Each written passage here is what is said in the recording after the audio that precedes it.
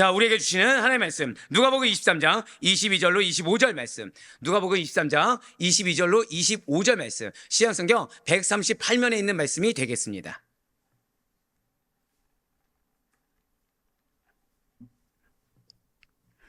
누가복음 23장 22절로 25절 말씀, 신약성경 138면에 있는 말씀, 우리 한 절씩 교독하시고 마지막 25절 말씀은 한 목소리 합독하도록 하겠습니다.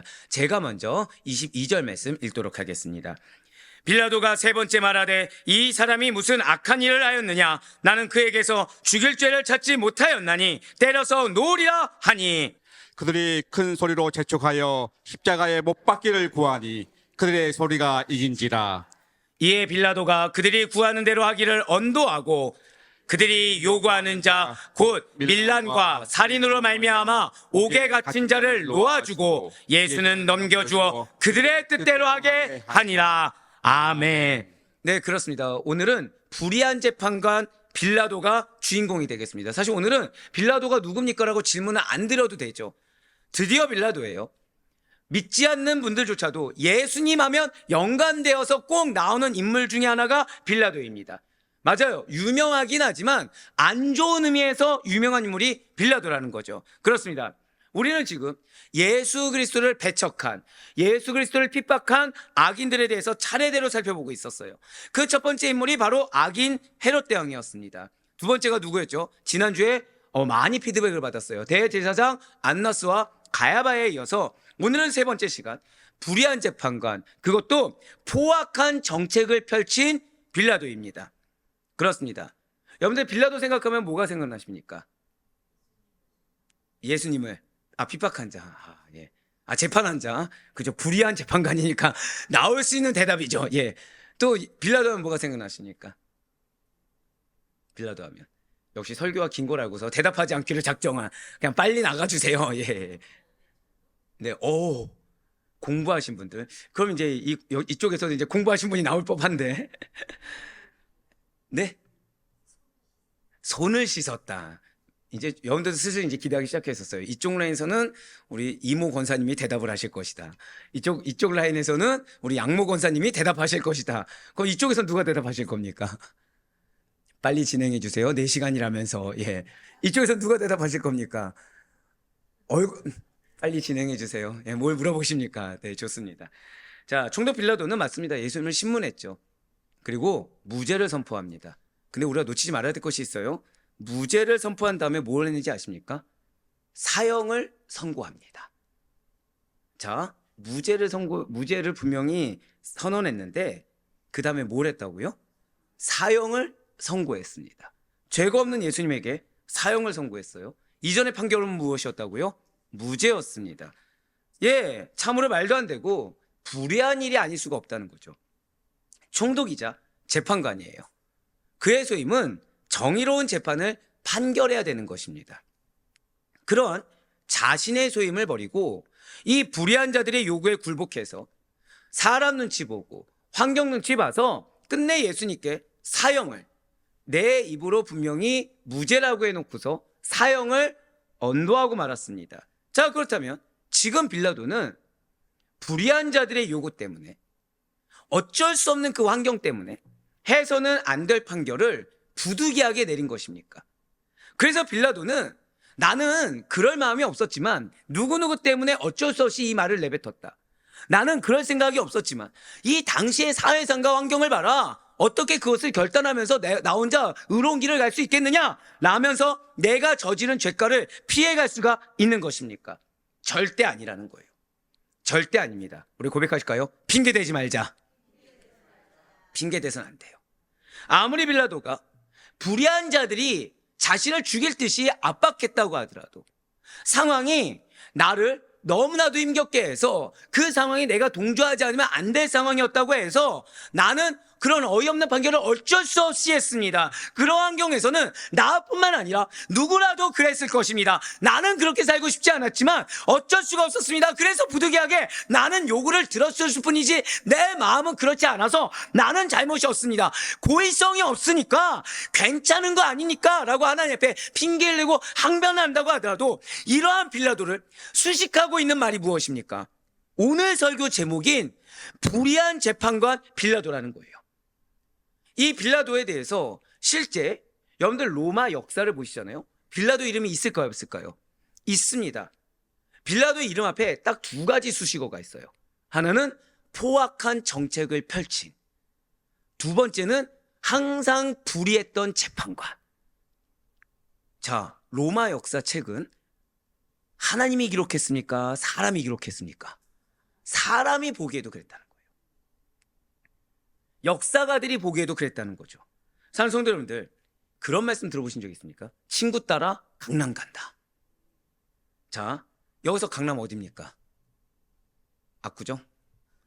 청담도? 여기서 강남은 서울의 강남이 아닙니다. 본래 중국 양쯔강의 그 남쪽 지역을 가리키는 말로써 이 강남은 무슨 의미냐? 남쪽의 먼 곳. 이게 1차적 의미고요. 두 번째는 실제로 남을 따라 사는 낯선 곳을 의미합니다. 강남이 뭘 의미한다고요? 우리가 아는 강남 쪽이 아닙니다. 1차적으로는 양쯔강 남쪽의 먼 곳을 의미하지만 그 안에 내포된 의미는 남을 따라 사는 낯선 곳을 내포하고 상징하는 것이 바로 강남이라는 거죠. 자, 그렇다면 친구가 좋다고 해서 낯선 곳을 함부로 따라가면 되겠습니까? 안 되겠습니까? 예를 들면 이런 거죠. 친구가 여기 좋은 투자가 있어. 너의 아내를 잘 설득해서 여기 우리 한번 투자하면 너 아내한테 사랑받을 거야. 노후 부장 될 거야. 라고 했을 때 지금 벌써 우리 권사님들과 여자 집사님들 표정은 굳어지기 시작했어요. 예, 상처가 있는 거죠. 자, 하면 됩니까? 안 됩니까? 이 고개를 흔들지 마셔야 돼요. 그럼 다 그분인 줄 알게 됩니다, 지금. 네. 우리가 오해하게 돼요. 고개 흔든 거는 그냥 말씀에 대한 동감으로 여깁시다, 우리. 자, 안 되죠. 주체적인 판단 없이 주변 사람의 행동이나 말 때문에 나를 둘러싼 환경 때문에 휩쓸리는 것은 당연한 것이 아니라는 것입니다. 그거는 절대로 그래서는 안 된다는 거죠. 특별히 그 가운데서 우리는 그리스도의 제자입니다. 믿으십니까? 고백하실게요. 내 안에 성령님이 계십니다. 그런 우리들의 판단 근거는 어떠한 사람이나 환경, 세상의 말이 되어서는 안 된다는 것이죠. 오직 하나님의 말씀만이 우리의 기준이 되는 줄 믿으시길 바랍니다. 오직 성령의 인도하심만이 우리의 기준이 되는 줄 믿으시길 바라요. 진실로 성경은 사람을 무분별하게 따라가지 말고 오직 하나님의 말씀과 그분의 기준에 따라 주체적으로 행동하라 라고 가르치고 있습니다. 친구를 그래서 신중하게 선택해야 된다고 권면해요. 친구는 사람 관계는 다른 것이 아니라 선한 영향력을 주고받는 관계를 맺으라고 권면하고 있습니다. 나만 이익을 얻어야 됩니까? 아니라는 거예요. 나도 유익을 줘야 되고 나도 유익을 받을 수 있어야 됩니다. 진정한 성도의 교제 관계, 진정한 우정이라는 것은 서로를 세워주고 하나님께 영광 돌리는 관계. 실수하면 어떻게 되죠? 회개를 자신 있게 할 수 있어야 돼요. 자, 회개를 어떻게 해요? 자신 있게. 왜요? 내가 회개를 자신 있게 할 수 있다는 것은 하나님께서 나를 주장하심을 증명하는 자랑스러운 일입니다. 인간적으로는 그렇게 할 수 없겠죠. 하지만 그것이 올바른 진정한 우정이라는 거예요. 만약에 빌라도가 이렇게 성경에서 권면하는 선한 영향력을 끼칠 수 있는 동역자와 친구가 있었다라고 한다면 얼마나 좋았겠습니까? 오직 성경의 말씀에 근거해서 하나님께 징계를 받기 이전에 자신의 잘못을 깨닫게 하고 자신의 잘못을 지적해서 돌이킬 수 있도록 권면해주며 바른 길로 지도할 만한 그 빌라도가 듣고 영향력을 받을 만한 동역자와 친구가 있었다고 한다면 아내가 만약에 평소에도 현명하고 정말 현숙해서 입술에 권세가 있었다고 한다면 그래서 바른 선택과 길을 그 순간에서라도 돌이킬 수만 있었다고 한다면 오늘날의 빌라도는 존재하지 않았을 것입니다. 그리하여 그가 예수님을 온전히 믿고 주님의 뜻, 그분의 말씀에 따라 행동했다고 한다면 그는 불의한 재판관이라는 오명을 벗을 수가 있었을 거라는 거예요. 자, 제가 지금 분명히 로마 역사에서 두 가지 수식어가 있다고 했어요. 첫 번째는 불의한 재판관이고 두 번째가 무엇이었습니까? 맞아요. 포악한 정책이었죠. 뒤에 나오겠지만 이 포악한 정책에 대해서는 돌이켜야 됩니다. 이미 행했기 때문이라는 거죠. 하지만 최소한 불의한 재판관이나 오명은 벗을 수가 있었다는 거예요. 아니, 모든 죄인을 구원하실 예수 그리스도의 십자가에 못 박은 파렴치하고 악랄한 일을 저지르지 않을 수가 있었다는 것입니다. 나는 몰랐다고 해도 나의 행동의 결과가 어마어마한 나로 하여금 온갖 오명을 뒤집어 쓸 만한 결정과 행동을 하지 않을 수가 있었다는 거예요. 그래서 오늘날 우리들이 신앙 고백하는 사도신경에 뭐가 있습니까? 빌라도에게 고난을 받으사, 이 구절이 빠졌을지도 모른다는 거죠. 사랑하는 성도 여러분들, 고백하실게요. 지금이 기회입니다. 바로 그거예요. 반드시 잊지 마시길 바라요. 우리가 무엇을 말하든지 간에, 우리가 어떠한 핑계거리, 변명거리, 타협점이 있든지 간에 결국에는 한번 고백하실까요? 나의 결단에, 나의 행함에 중요한 의미가 깃들어 있습니다. 이거 잊으시면 안 돼요. 여러분들의 결단, 여러분들의 행함에는 중요한 의미가 깃들어 있습니다. 그래서 우리는 반드시 진리만을, 반드시 믿음만을 선택해야 됩니다. 그리고 그리스도인은 반드시 그에 따른 책임감이 있어야 된다는 거예요. 여러분들에게 사명이 있습니다. 믿으십니까? 여러분들 사명엔 책임감이 있어요. 사명은 책임감 없이 이룰 수 있는 것이 결코 아닙니다.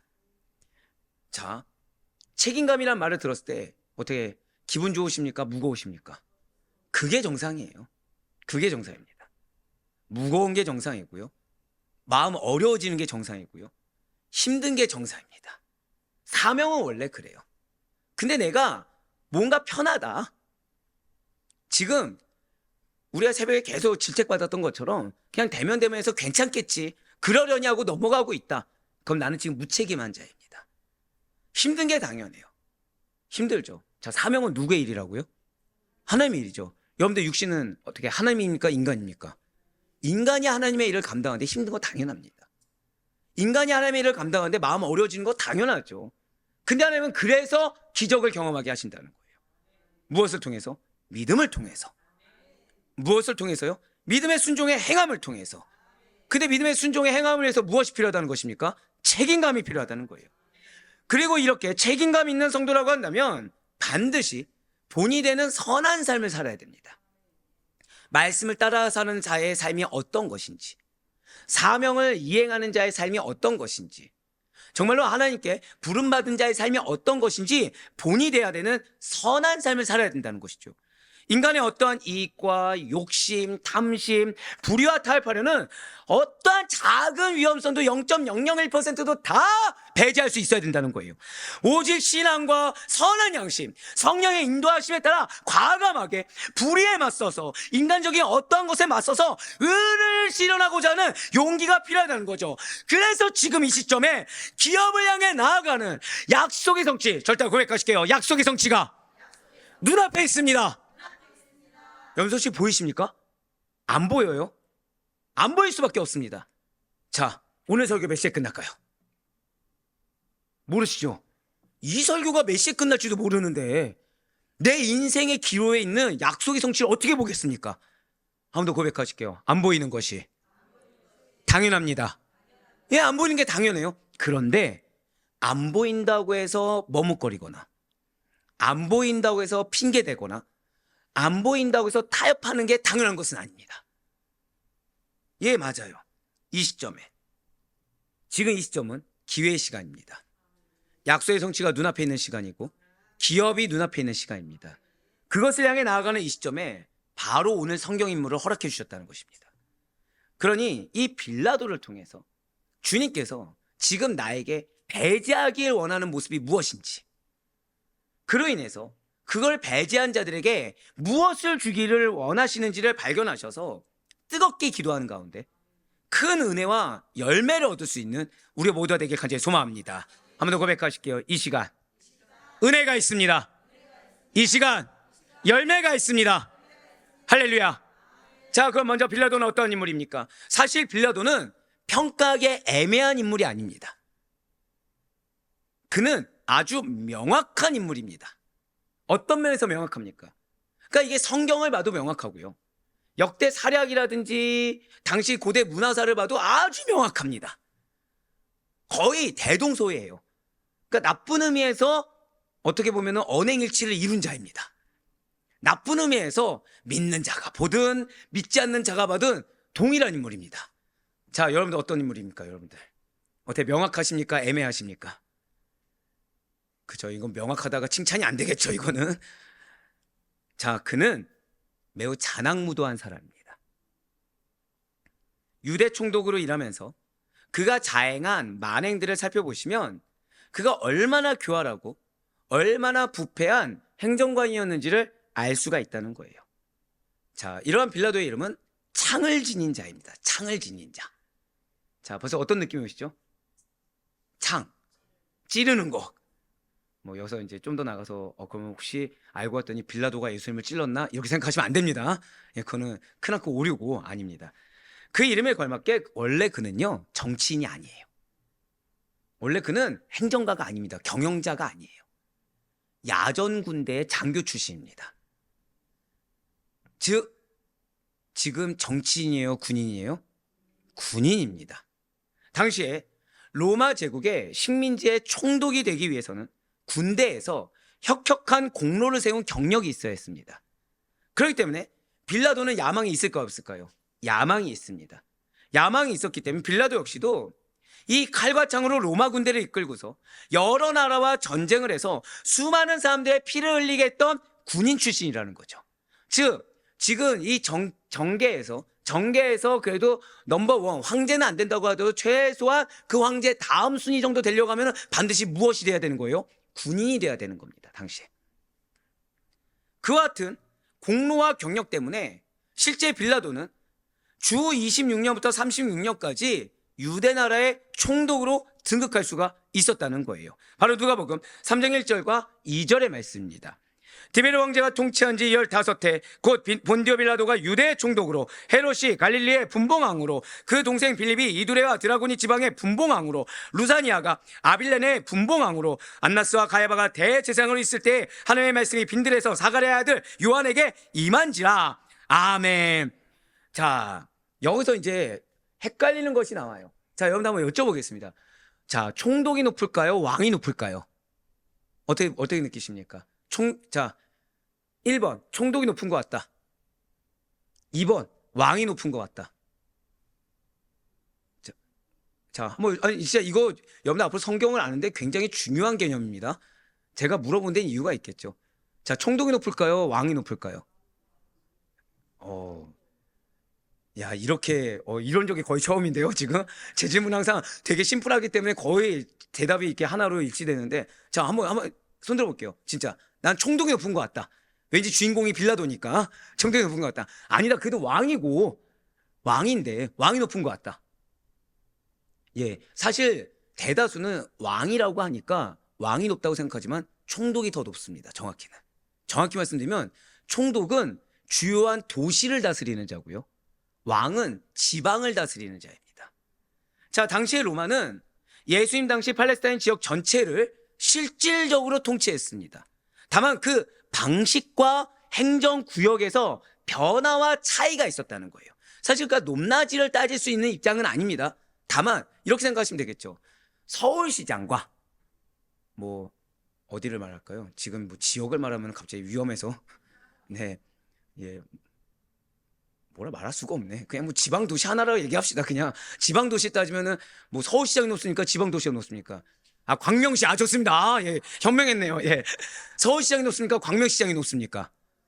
그렇게 말할 수가 없죠. 그냥 지역의 차이인데 그냥 우리가 느끼기에 중요도는 어디에 있어요? 그냥 서울이 좀 더 중요하다. 그냥 그 정도 느낌이죠. 그렇게 생각하시면 돼요. 즉 유대, 갈릴리, 사마리아, 이두메아 등 주요 지역 모두가 로마의 영향력 아래에 있었습니다. 그래서 일부 지역은 로마 총독이 직접 다스립니다. 그리고 일부는 분봉왕이 로마의 감독 아래 통치하는 구조였다는 거예요. 즉 여러분들 그냥 쉽게 말씀드리면 도시는 총독, 지방은 왕, 그러니까 이 정도로 생각하시기에 조금 더 낫습니다. 그리고 이러한 로마의 지금 시기의 황제가 이 디베르 황제예요. 그는 로마 제국의 두 번째 황제로서 행정과 법 집행을 체계화하였습니다. 그리고 황제권을 크게 강화했던 인물입니다. 그리고 그의 말년에는 공포 정치와 숙청이 아주 극심해졌다는 거죠. 이걸 기억하셔야 돼요. 디베르 황제가 어쨌다고요? 다른 거 기억하지 못해도 디베르 황제는 법을 아주 법 집행하는 걸 체계화했습니다. 즉 잘못을 저지르면 용서를 합니까? 아니면 그대로 집행을 합니까? 그대로 집행해요. 근데 말년에 가면 갈수록 어떻게 했다고요? 공포 정치. 숙청이 극심했습니다. 그러니까 조금이라도 밉보이면 바로 사형. 조금이라도 밉보이면 바로 축출이었습니다. 총독 빌라도가 바로 이러한 디베르 로마 황제가 임명한 관리였다는 거죠. 그래서 유대, 즉 예루살렘과 사마리아 등을 포함한 로마 제국의 주요 지역을 직접 통치했습니다. 이제 총독이니까 벌써 느낌이 오시죠? 이러한 총독은 로마의 대표격으로서 사법권과 군사권을 모두 다 갖고 있었고 사형 집행 등의 중대 권한을 행사할 수가 있었어요. 그렇다면 지금 말씀드렸던 것처럼 분봉왕은 이러한 총독과 어떠한 차이가 있는 것입니까? 분봉왕은 이 한 왕국을 몇 개로 나누는 거죠. 그래서 각 부분을 다스리는 소왕 같은 개념입니다. 작은 왕. 왕과 비슷한 권위를 갖지만 누구의 감독을 받는다고요? 로마의 감독을 받는 거예요. 그러니까 우리가 아는 이 유교에 입각한 왕으로 생각하시면 안 됩니다. 그래서 헤롯 분봉왕은 로마의 허가와 승인 아래서 팔레스타인 지역을 분할해서 다스리던 지방 통치자의 개념입니다. 그러니까 이제 뒤에 나오지만 헤롯이 예수님 신문했습니까? 안 했습니까? 헤롯이 했죠. 그 다음 누구한테 보내요? 빌라도에게 보내죠. 바로 그 이유입니다. 감동도 없고 이게 그냥 그런 거보다 넘어간 거를 지금 했는데 네 괜찮습니다. 여기서는 그런 거보다 넘어가도 돼요. 이게 핵심은 아니니까. 자, 예수님 재판 때 등장한 이 헤롯 왕이 당시에 지역을 다스린 거예요. 그래서 갈릴리와 베레아 지역을 다스렸고, 그러니까 자신보다 더 높은 권한이 누구에 있어요? 총독에게 있었다. 감사합니다. 네, 이 정도만 알아주셔도 감사합니다. 자, 그렇습니다. 분봉한 정도가 아니에요. 총독입니다. 자신이 꿈꿔오던 권력을 누리고 있어요. 예, 권한이 있습니다. 그는 헤롯 대왕의 아들 아킬레오가 통치에 실패했어요. 그러니까 헤롯 대왕도, 지금 헤롯 왕도 야심이 있습니까? 없습니까? 있죠. 그래서 자신의 아들 아켈라오를 보낸 거예요. 근데 통치에 실패했습니다. 그래서 로마 제국에서 당연하겠죠. 디베르 황제 어땠다고요? 법 집행이 철저했다. 숙청을 잘했다. 그러니 실패한 거, 잘못한 거를 봐줍니까? 아니면 바로 축출합니까? 바로 축출한 자리를 대체한 인물이 바로 빌라도입니다. 디베르 황제의 신하에 의해서 총독으로 임명됐어요. 자, 전임자가 선거했으니까 실패했습니까? 실패했죠. 그러니까 지금 이 지역을 잘 다스려야 되는 당위성이 있어요. 지금 잘 다스리지 아니하면 앞에 전임자처럼 되는 겁니다. 지금 그러니까 경각심이 있는 거죠. 근데 명령이 하나 있어요. 명령이 무엇이냐? 이 아켈라오의 통치의 실패 원인을 고백하실게요. 신앙으로 봤습니다. 로마는. 그래서 유대의 열광적인 신앙을 멸절하라, 이 명령을 받습니다. 근데 이게 좀 달라진 게, 아시다시피 로마는 헬레니즘의 영향을 받았어요. 자, 로마는 예수님을 믿지 말라고 했을까요? 예수님을 믿되 황제를 숭배하라고 했을까요? 믿되 황제를 숭배하라고 했습니다. 근데 지금 갑자기 명령이 바뀐 거예요. 신앙을 멸절하라. 그리고 이제 빌라도는, 자, 지금 환경이 어떤 환경인지 아시죠? 전임자는 실패했습니다. 나는 야망이 있습니다. 명령은 아주 명확해졌어요. 신앙을 멸절하라. 그런데 빌라도의 출신이 무엇이라고요? 이걸 기억하셔야 돼요. 자, 행정가입니까? 군인입니까? 이게 문제가 발생해요. 여기서부터 이제 문제가 발생합니다. 빌라도는 야전 장교 출신, 즉 그냥 정치적인 군인도 아니고 전쟁을 직접 수행하던 장교 출신입니다. 성공을 거뒀다는 것은 무슨 수를 써서라도, 즉 자신의 사병들, 병사들을 신경 쓰지 않고 그들이 죽어나가든 살든 신경 쓰지 않고 승리에만 목적을 둔 인물입니다. 여기서 문제가 발생하죠. 분명 총독이란 로마 황제의 대리인으로서 유대민족을 다스리고 보호하며 관리하는 일종의 전문직이고 행정직입니다. 자, 총독은 어떤 직이라고요? 행정직이에요. 행정직. 그런데 지금 행정직 출신이 아니라 야전 장군 출신이, 군인 출신이 행정관 자리를 맡게 됐다는 거죠. 그러니 당연히 머리를 쓸까요? 아니면 지시하고 볼까요? 바로 그거예요. 머리를 쓴 것이 아니라 그 본연의 임무를 올바르게 수행할 수가 없었다는 거죠. 그러니까 신앙을 멸절하는 방법도 여러 가지가 있지 않습니까? 근데 그 텍스트 그대로 멸절이니까 뭐 해야 돼요? 죽여 없애야 되는 거죠. 말을 들으면 됐고 안 들으면 어떻게 해야 돼요? 설득이 아니라 죽여 없애야 되는 겁니다. 실제로 빌라도는 그래서 이 로마 당시의 역사를 보면 모든 일을 군대식으로 행합니다. 군대식으로 행하고 힘과 억지 주장으로 이끌고 갑니다. 대화가 통하지 않아요. 까라면 까 이겁니다. 그냥.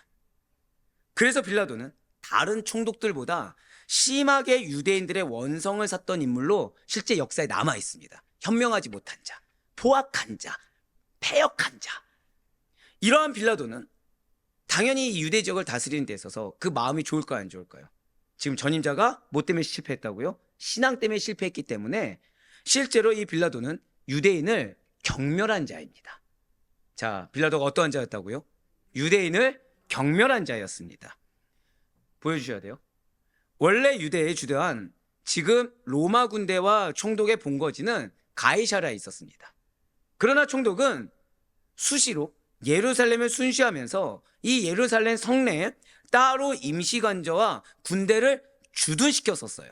자, 지금 로마 군대와 총독 본거지는 예루살렘에 있습니까? 다른 지역에 있습니까? 다른 지역에 있지만 총독만큼은 예루살렘을 순시하면서 예루살렘 성내에 따로 이렇게 자신이 거주하는 곳을 두었다는 거죠. 군부대를 두었어요. 그렇습니다. 빌라도가 처음으로 총독이 되어 한 일은 군대를 이끌고 예루살렘 관저에 들어가는 일이었어요.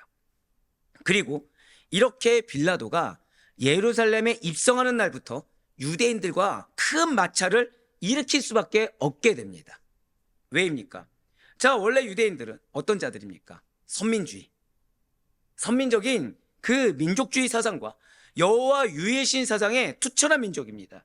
그래서 실제로 로마 정부조차도 그들의 종교의 권리와 자존심만큼은 존중해 주었어요. 자, 그런데 어디서 문제가 발생하냐? 이러한 로마의 깃발을 보면 그 깃발 맨 앞에 이제 군대 갈 때 맨 앞에 있는 로마의 깃발을 딱 보시면 황제의 흉상이나 독수리로 된 문장이 있습니다. 자, 우리는 이걸 뭐라 그래요? 황제의 흉상, 우상이라고 그러죠. 유대인들도 황제의 흉상, 독수리로 된 문장. 자, 이거 인정할 수 있습니까? 없습니까? 인정할 수 없겠죠. 그러니 예루살렘에 군대를 보낼 때만큼은 이 흉상이나 독수리로 된 문장을 떼어내고서 입성하는 것이 관례였어요. 그 관저 내에서만 떼어냈던 걸 다시 올릴 뿐이지 들어갈 때는 어떻게 했다고요? 피지배층을 신경 써야 되기 때문에 관리를 잘해야 되니까 떼어내고 들어가는 것이 관례였습니다. 그런데 빌라도는 어디 출신이라고요?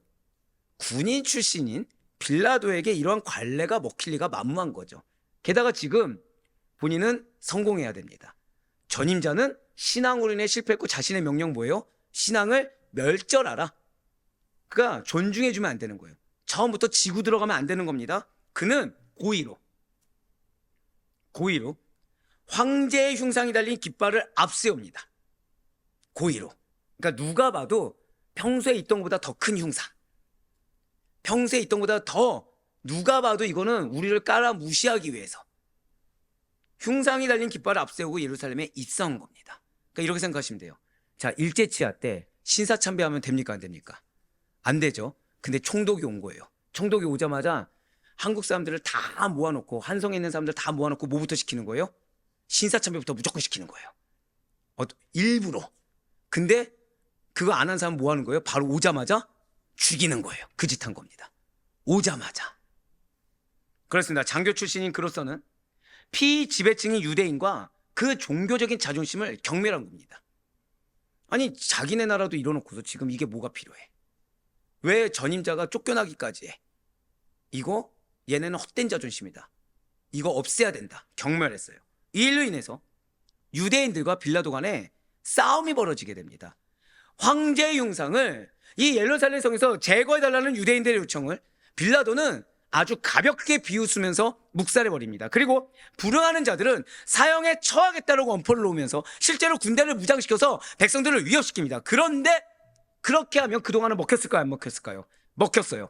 놀랍게도 유대인들이 목숨을 걸고 항의를 한 거예요. 목숨을 걸고. 그리하여 지금 전임자가 성공했어요? 실패했어요? 실패했죠. 근데 성공에 대한 야망이 있는 빌라도는 첫날부터 자신의 주둔지에서 문제를 일으키면 안 되는 겁니다.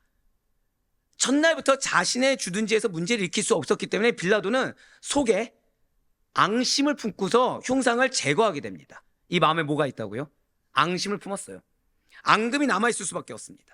이처럼 빌라도는 처음부터 무지막지한 폭력적인 정책을 고수했던 총독이고, 자신이 다스리는 민족들에 대해서 배려심이 없는, 그저 자신의 성공을 위해서라고 한다면 그들의 종교가 됐든 그들의 환경이 됐든 그들의 마음이 되었든 그들의 상황이 되었든 그냥 가볍게 묵살할 수 있는 그 정도의 총독이었어요. 그리고 지금 빌라도의 마음 상태는 어떻다고요? 앙심이 있는 상태죠.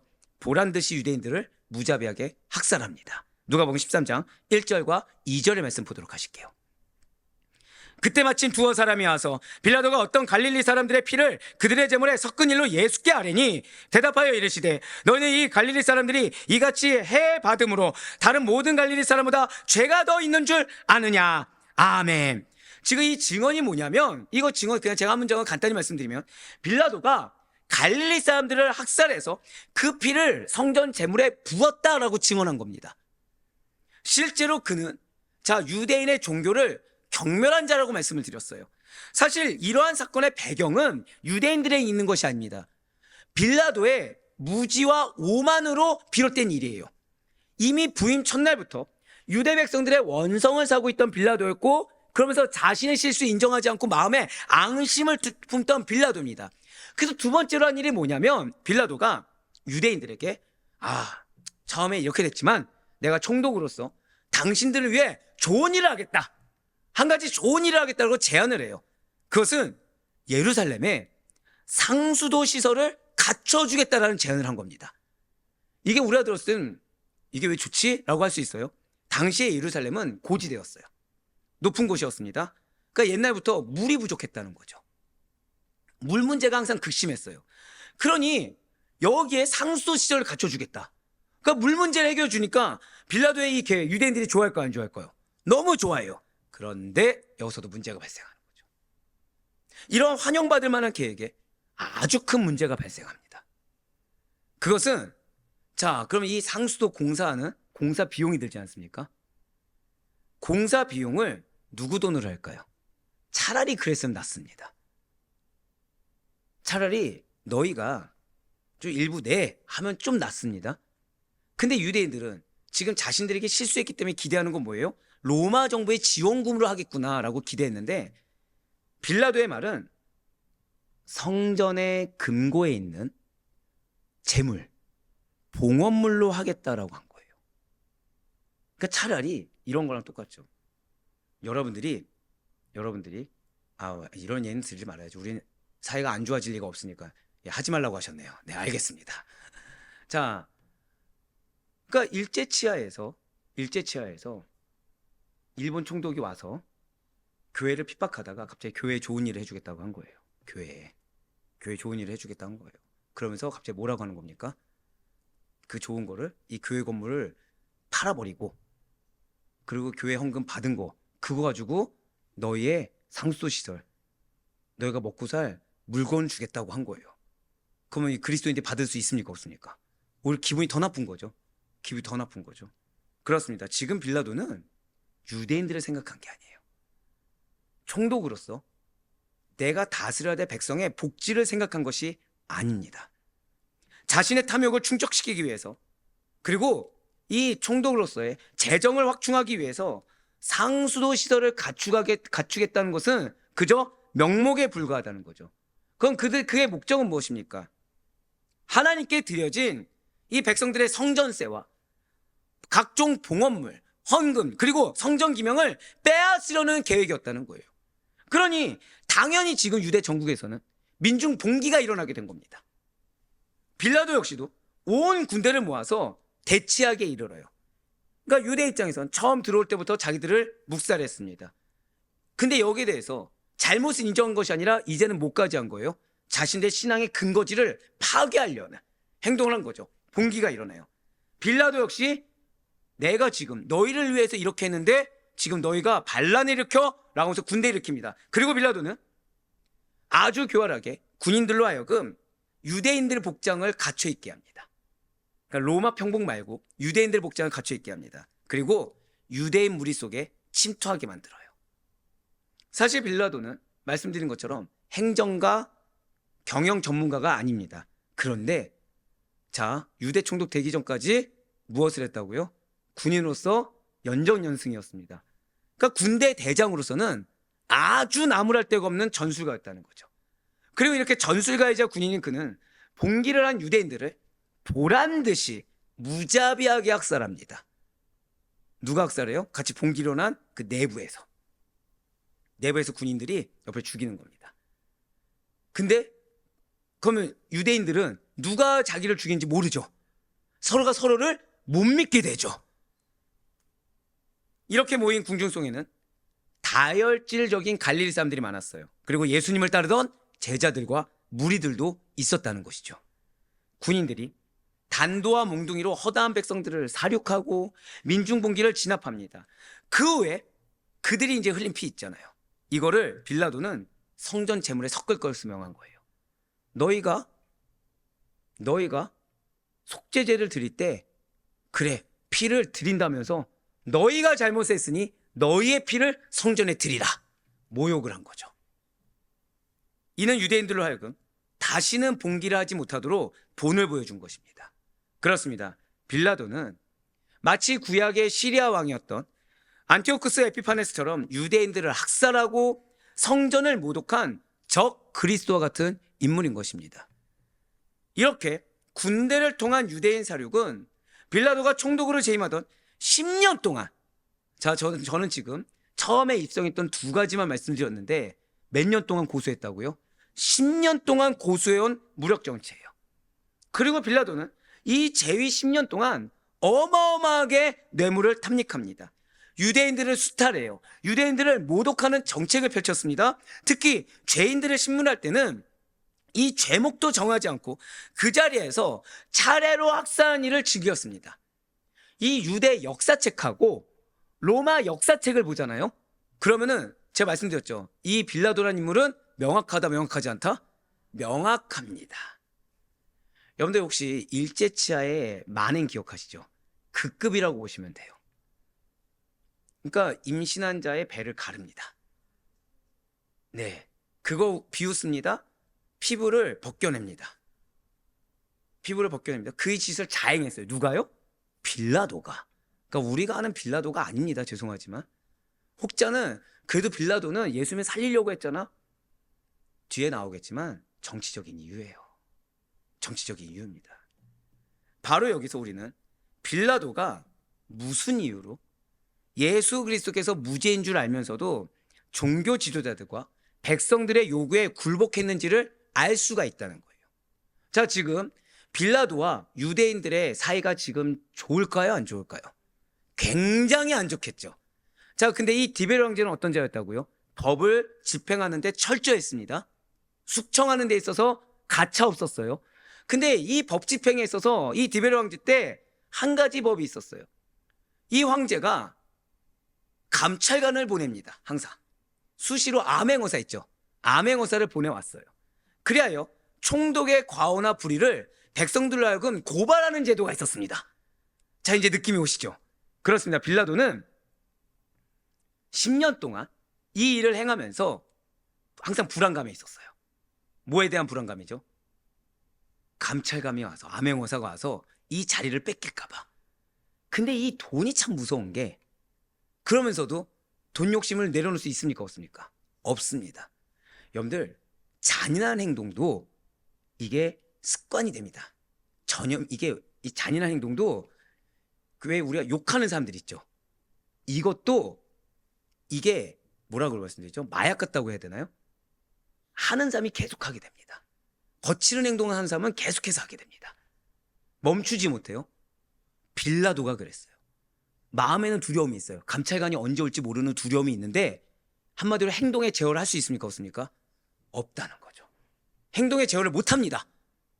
계속해서 재물은 착취를 해야 돼요. 계속해서 잔악한 행동은 해야 돼요. 계속해서 학살하는 행동, 백성들을 무시하는 행동, 이 성전을 모욕하는 행동을 멈출 수가 없는 거예요. 그런데 마음은 계속 두려운 겁니다.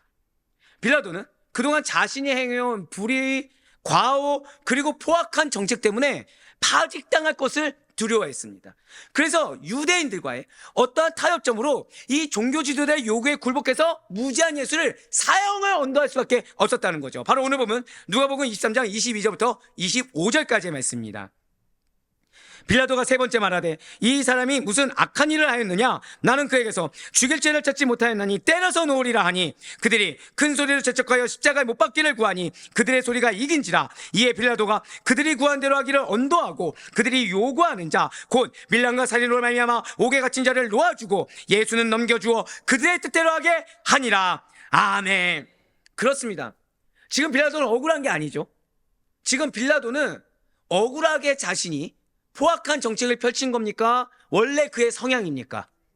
맞아요. 빌라도는 자신이 한 행동의 대가 때문에, 자기의 불의함 때문에 결국에는 가장 큰 오류를 범한 자가 되고 말았습니다. 결코 환경 때문이 아니에요. 결코 어쩔 수 없었던 것이 아닙니다. 어떤 특정한 누구 때문에 지금 상황에 처하게 된 것이 아니라는 거예요. 그동안의 자신의 과오 때문에. 자, 멈출 수 있었을까요? 없었을까요? 있었습니다. 10년이에요. 10년. 10년이면 말하는, 옆에서 조언을 하는 사람이, 자, 군인은 참모가 있습니까? 없습니까? 있죠, 참모가.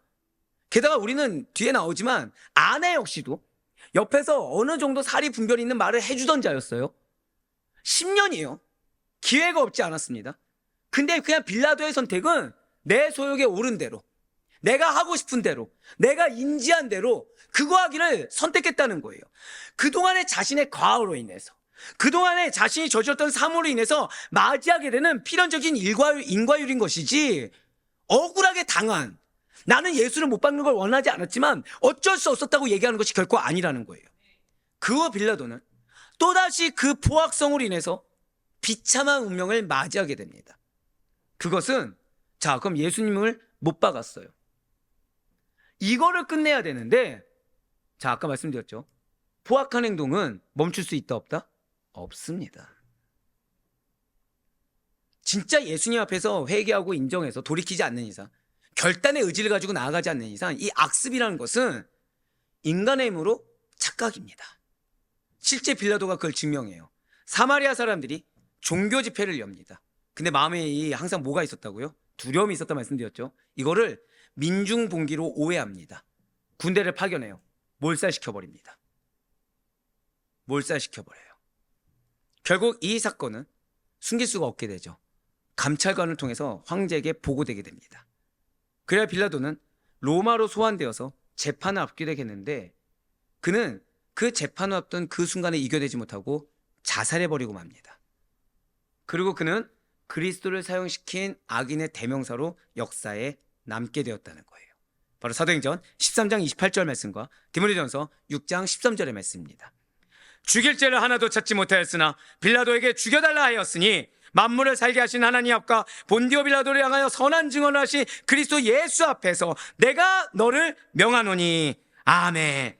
그렇습니다. 빌라도는 유대인들이 사형에 처해 주기를 원하여 끌고 온 예수님을 신문하였습니다. 그러한 그는 예수님의 무죄함을 확신했어요. 그럼에도 불구하고 예수님을 풀어주지 못했습니다. 아는데 결단했어요? 못했어요? 못했습니다. 고백하실게요. 아는 것에서 끝내서는 안 됩니다. 맞아요. 아는 것에서 끝내면 안 됩니다. 지금 예수가 무죄하다는 걸 알았어요. 근데 거기서 결단해서 끊어내지를 못했습니다. 사람으로서 하나님의 아들을 신문한 빌라도는 마땅히 공의를 행함에도 불구하고 책임을 다하지 못했다는 거예요. 아는 데에서만 끝냈고, 지가 하나님께서 예수를 나에게 맡긴 목적을 모르다 보니까 온전한 세상 가운데에서 책임조차 다하지 못했다는 거죠. 보면 빌라도는 예수님께 사형을 언도했습니다. 하지만 그렇게 선포하기까지 빌라도는 무려 3번이나 예수님이 죄가 없음을 선언했어요. 누가복음 23장 4절과 14절 22절의 말씀입니다. 빌라도가 대제사장들과 무리에게 이르되 내가 보니 이 사람에게 죄가 없도다 하니 이르되 너희가 이 사람이 백성을 미혹하는 자라 하여 내게 끌고 왔도다. 보라 내가 너희 앞에서 신문하였으되 너희가 고발하는 일에 대하여 이 사람에게서 죄를 찾지 못하였고 빌라도가 3번째 말하되 이 사람이 무슨 악한 일을 하였느냐 나는 그에게서 죽일 죄를 찾지 못하였느니 때려서 놓으리라 하니 아멘. 바로 이러한 예수님의 무죄 선언과 관련해서 이 불의한 빌라도의 신문 과정을 조금 자세히 살펴볼 필요가 있습니다. 자, 우린 이걸 알아야 돼요. 지금 빌라도의 상황은 어떻다고요? 유대인들에게 좋지 않은 마음이 있습니다. 유대인들을 경멸하고 있습니다. 그런데 지금 마음은 항상 불안감이 있습니다. 정책은 어때요? 유대인들의 이 원망을 살 정도로 핍박을 당하는 상황이에요. 즉 지금 빌라도는 유대인들을 어떻게 하고 있다고요? 경멸하고 있습니다. 사람 취급하지 않고 있습니다. 그런데 그 유대인들이 예수님에 대한 엉터리 재판을 끝낸 뒤에 예수님을 사형 집행관을 가지고 있던 사형 집행 권리를 갖고 있던 로마 총독인 빌라도에게 끌고 오게 된다는 거예요. 빌라도가 관심이 있을까 없을까요? 별로 없습니다. 별로 중요하지 않습니다. 비록 유대인들이 죽어마땅한 죄인이다라고 했지만 그 끌고 온 유대인들에 대한 관심이 없으니까 지금 빌라도는 오히려 예수님께 진리에 대해서 물어봤다는 거죠. 요한복음 18장 33절의 말씀입니다. 이에 빌라도가 다시 관정에 들어가 예수를 불러 이르되 내가 유대인의 왕이냐? 지금 빌라도는 예수님에게 뭐라고 하죠? 그러면 내가 왕이 아니냐? 내가 왕이냐? 이걸 지금 묻고 있어요. 그 이유는 지금 예수님을 신문하는 데 있어서 귀찮은 일을 지금 떠맡게 되었습니다. 지금 자기가 사람처럼 취급하지 않는 유대인들이 지금 봉기를 일으킬 정도로 한 명을 지금 데리고 왔어요. 그러니까 빌라도의 주된 관심은 유대인들이 데려왔다 안 데려왔다 이거보다도 더 중요한 거는 그럼 이 사람이 진짜 죄목이 있냐 없냐, 예수님 반역자인가 아닌가, 거기에 있었다는 거죠. 이에 예수님께서 뭐라고 하십니까? 자신이 왕이라고 인정하시면서 자신은 로마에 반역하기 위해 온 자가 아니라 진리를 증거하기 위해 세상에 왔으며 진리에 속한 자들은 자신의 소리를 듣게 되어 있다라고 진술했다는 거예요. 그러자 빌라도의 관심은 곧 이 예수님께서 말씀하신 진리로 쏠리게 됩니다. 왜요? 자신은 로마에 반역하는 자가 아니라 진리를 선포하는 자이기 때문에 그럼 이 진리가 뭔지가 중요해진다는 거죠. 그리고 빌라도는 진리가 그럼 뭐냐라고 물었다는 거예요. 그러나 예수님께서는 이 빌라도에게 진리가 무엇인지 대답하지 않으셨습니다. 그리고 빌라도 역시도 진리에 대한 대답을 드리려고 하지 않습니다. 여러분들 관심이 있으면 이 관심 있는 것을 알기 위해 끝까지 노력합니까 안 합니까? 하죠. 빌라도는 지금 별로 관심이 없어요. 빌라도는 지금 관심이 없습니다. 왜요? 사람 취급하지 않는 사람들이 데리고 온 한 인물에 불과하고 이것이 그들의 봉기를 일으킬 만한 사람인가 아닌가 이게 중요한 거지 실제로 문제의 심각성을 알지 못하고 있습니다. 이것이 얼마나 중요한 일인지 알지 못하고 있습니다. 산성도님들 반드시 기억하시길 바라요. 여러분들에겐 약속이 있습니다. 여러분들에게 사명이 있습니다. 우리 한번 고백하실까요? 나의 환경은 이유가 있습니다. 나의 환경은 이유가 있어요.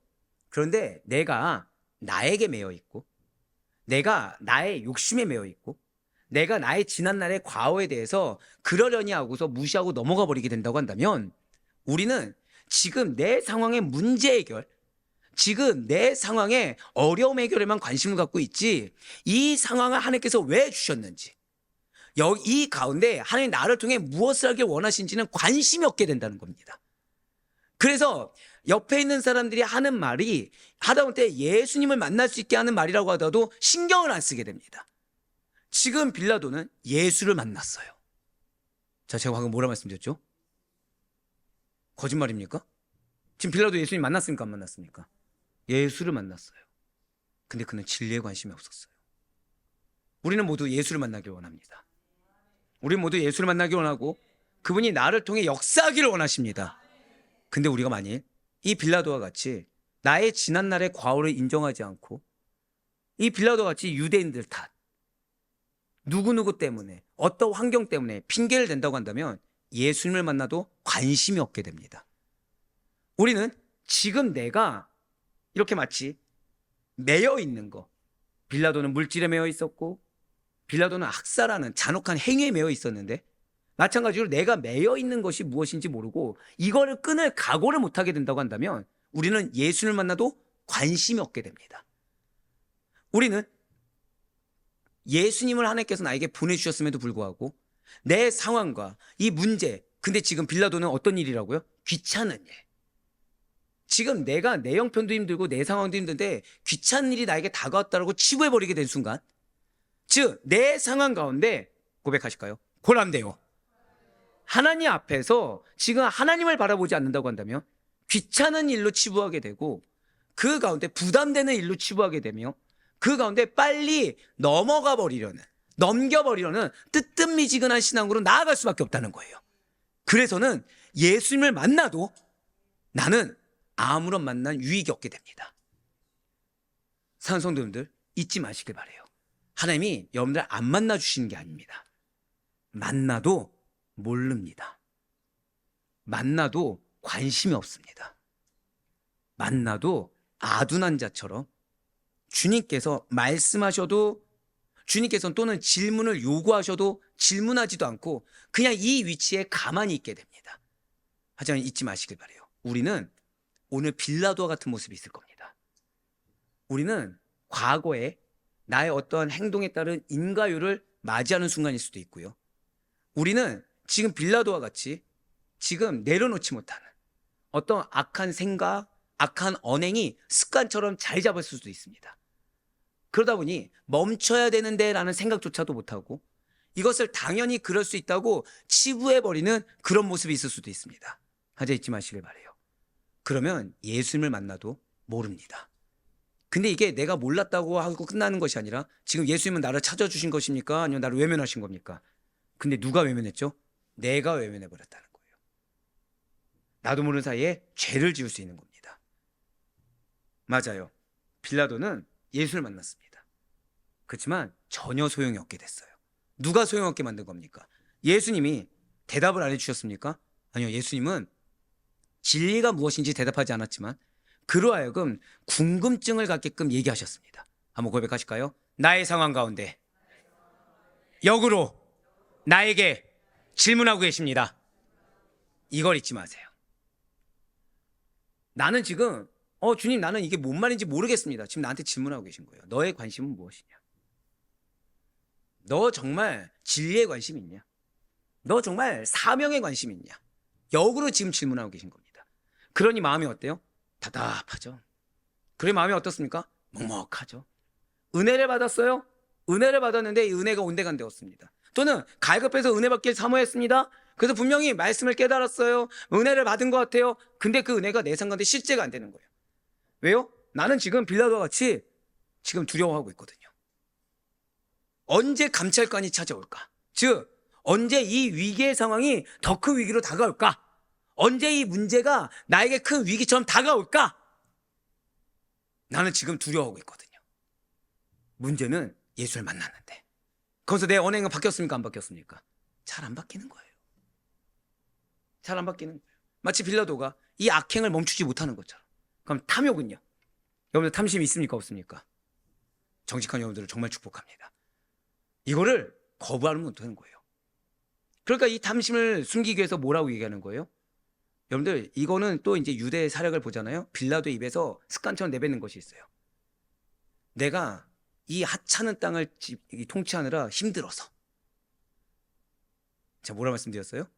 그러니까 자기는 지금 이 땅의 민족들이 섬기기에 너무 고귀한 장거예요. 유대인들이 나를 모실 수 있는 거는 감사하게 여겨야 된다는 거죠. 마치 누구랑 똑같습니까? 내가 결혼해 줬는데 나랑 사는 거 감사하게 여겨야지. 내가 이만큼이나 해줬는데. 실제 빌라도의 입에서 그래서 매번 그 힘든 걸 하기 위해서라는 핑계거리가 있었습니다. 나의 이 마음이 지금 이게 내가 너무 골치 아픈 이 땅 때문에 수탈하는 게 당연했어요. 골치 아픈 이 상황 때문에 학살하는 게 당연했습니다. 당연합니까? 해서는 안 되는 겁니까? 여러분들 핑계가 이렇게 무섭습니다. 우리의 입술의 핑계는 나의 행동에 정당성을 부여합니다. 우리 입술의 핑계는 나의 언행에 대해서 고쳐야 될 걸로, 삶의 방향을 턴어라운드 할 걸로 생각하는 것이 아니라 정당성을 부여해버립니다. 그러면서 나를 늪에 빠지는 거예요.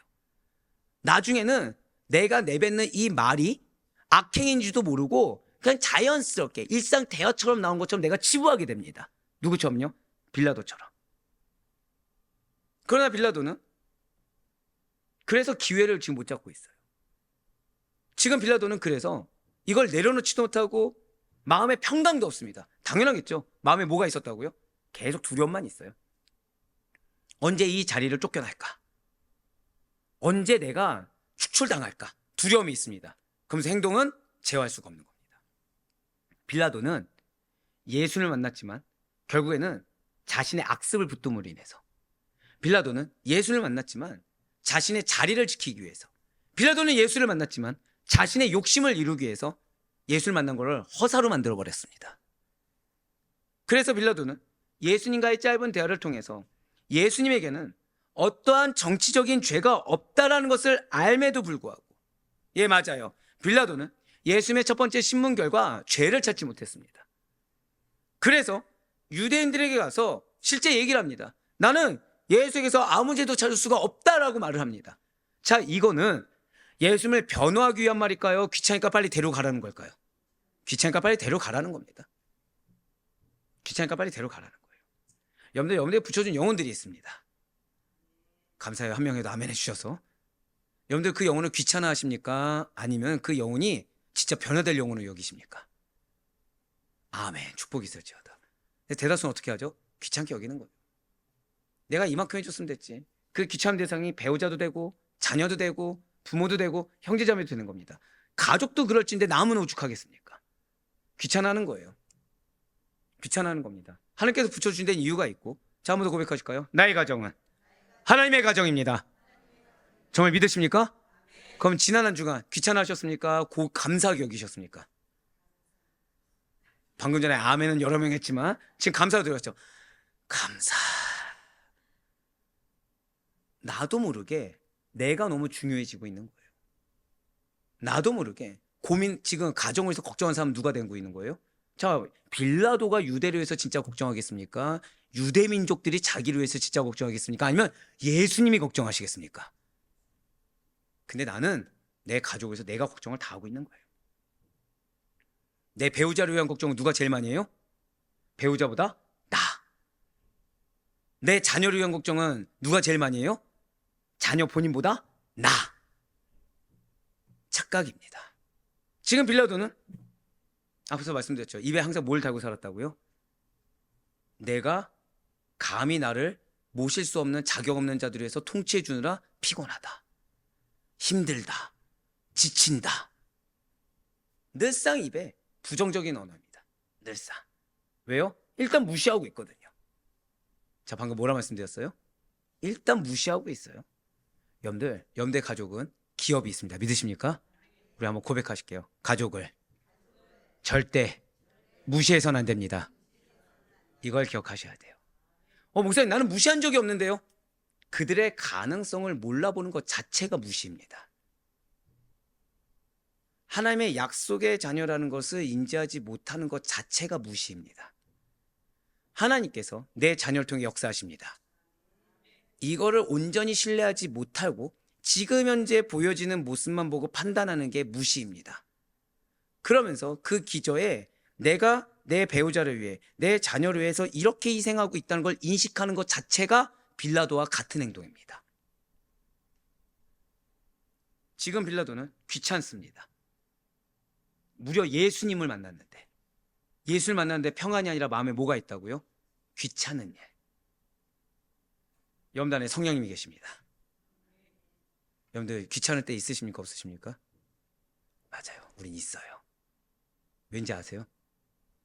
내가 진리가 아니라, 내가 예수님이 아니라 나에게 매여 있어서 그렇습니다.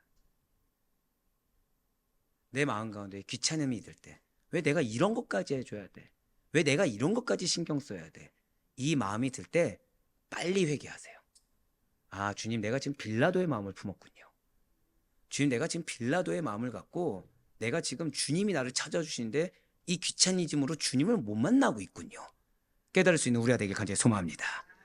그렇습니다. 이처럼 빌라도는 지금 예수님에 대한 신문만큼은 정당하게 행동했어요. 헤롯이 그 군인들과 함께 예수님을 업신여기며 희롱하고 빛나는 옷을 입혀서 다시 빌라도에게 갔을 때 그는 두 번째 신문에서도 마찬가지로 예수님의 무죄를 선언합니다. 마태복음 27장을 보시면 이제 또 이번 주일날 보게 되죠. 예수의 무죄를 확신한 빌라도는 어떻게 해서든 예수님을 구하고자 여러 가지 편법을 쓴 사실이 나옵니다. 자, 우리 이제 여기에 대해서 오해하지 않을 수 있어요. 자, 빌라도는 지금 예수님을 구하고 싶은 겁니까? 유대인들을 경멸하기 때문에 그들을 인정하기 싫은 겁니까? 인정하기 싫은 거죠. 인정하기 싫어요. 그래서 그 어느 때보다도 공정하게 보고 있습니다.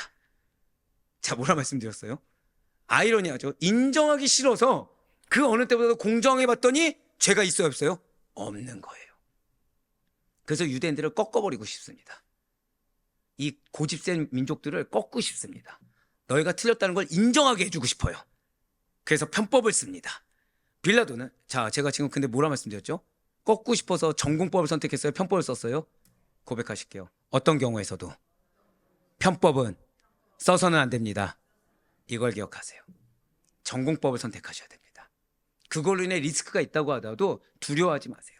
만약에 이전의 나의 행실로 인해서 내가 무언가를 당하게 된다, 겸허히 받아들이세요. 왜요?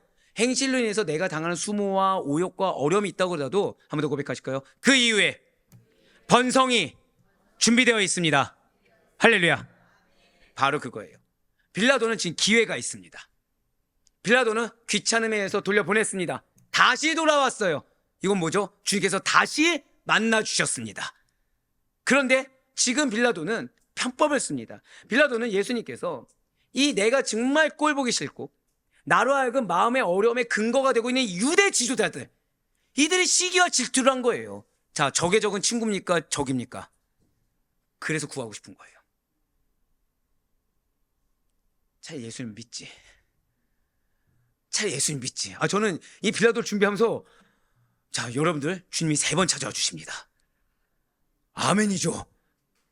자, 한 번은 내가 모를 수 있죠. 한 번은 일상이 너무 힘들어서, 내가 육아에 힘들고 집안일에 힘들고 돈 버느라 힘들어서 예수님 찾아와도 모를 수 있어요.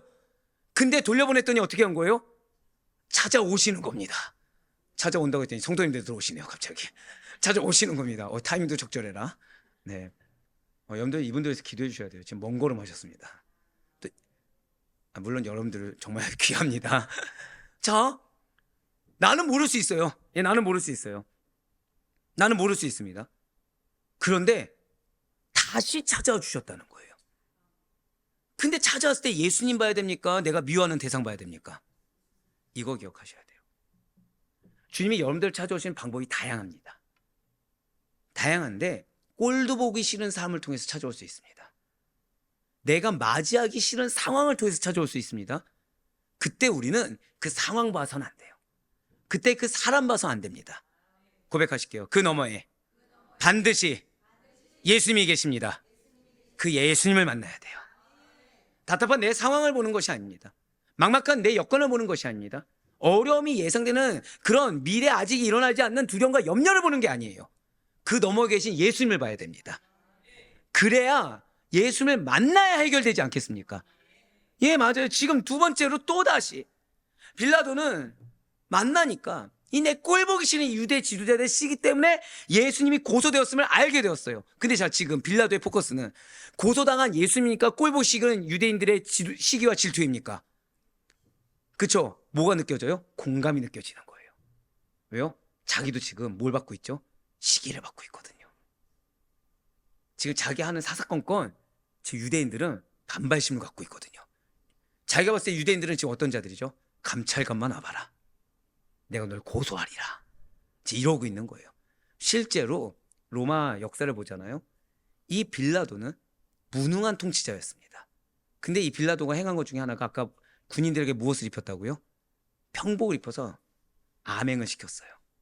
암행을. 진짜 일제시대랑 비슷하지 않습니까? 이 사람이 다 똑같습니다. 사람이. 자, 그런데 그래서 공감은 돼요. 근데 또 귀찮은 상황인 겁니다. 왜요? 이 아주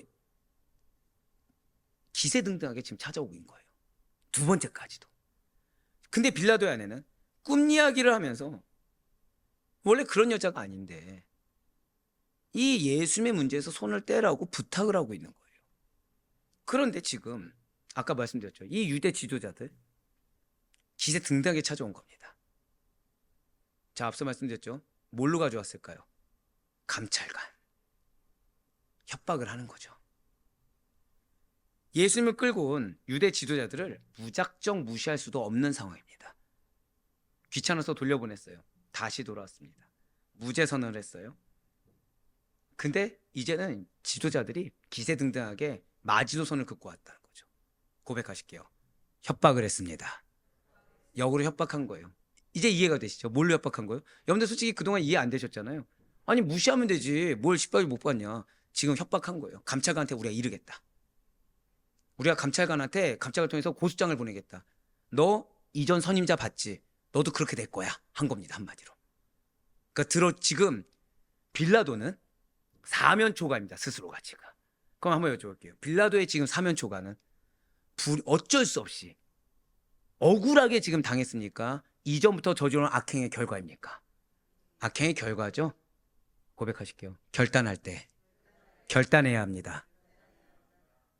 그 순간에도 결단해야 돼요. 물론 무언가를 포기할 수 있습니다. 지금 빌라도는 무언가를 포기해야 돼요. 뭘 포기해야 되죠? 자신의 지위를 포기해야 돼요. 자신의 지위를 포기하든지.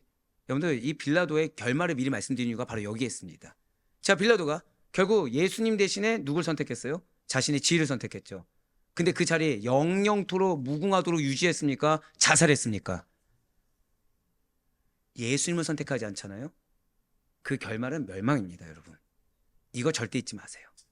지금 주님께서 나에게 사명의 길, 지금 주님께서 나에게 결단의 길, 지금 주님께서 진리의 길을 선택하길 나에게 종용하고 있다고 한다면 내 자존심, 내가 생각하는 걱정, 염려, 차라리 그 길을 선택하세요. 그래야 그 길 앞에 놓인 번성을 맛볼 수가 있는 겁니다.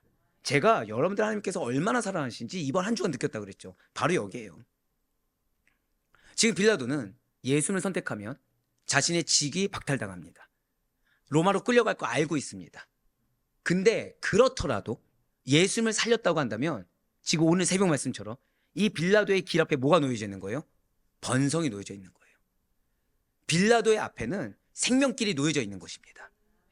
근데 그거를 믿지 못했기 때문에, 즉 여전히 내 세계에 빠져 있었기 때문에 빌라도는 그거에 따른 결과가 자살이란 걸 알지도 못한 채, 그에 따른 결과가 멸망인 걸 알지도 못한 채 그 길만을 선택하고 있다는 거예요. 사랑하는 성도 여러분들, 반드시 잊지 마시길 바라요. 주님께서 여러분들에게 진리를 요구하실 때, 주님께서 여러분들에게 때로는 이전에 지었던 죄에 대한 회개를 요구하실 때, 또는 지금 주님께서 사명과 결단을 요구하실 때 나에게 어떤 리스크가 내가 생생하게 계산된다고 하더라도 아멘으로 순종하시길 바라요. 그러면 여러분들께서는 고백하실게요. 나에게 여호와 이레가 있습니다. 그걸 경험하게 될 줄 믿으시길 바라요. 제가 여러분들을 하나님께 사랑하신 것을 아는 이유가 바로 이겁니다. 두려워할 걸 알아요. 그래서 어제 말씀드렸죠. 두려워하는 걸 알고 있다. 근데 두려워하지 마라. 능력의 하나님이 너와 함께함이라. 그런데도 두려워해요. 그러니까 뭐라고 말씀하셨어요? 그 앞에 너가 뭐가 있어서 기업을 가져가는 것이 아니라 그 기업 가기 전에 무엇이 있다고요? 번성이 있다고 약속해 주신 거예요. 문제 해결이 있다고 약속해 주신 거예요. 그렇습니다. 지금 빌라도는 이걸 몰랐어요. 빌라도는 이걸 몰랐습니다.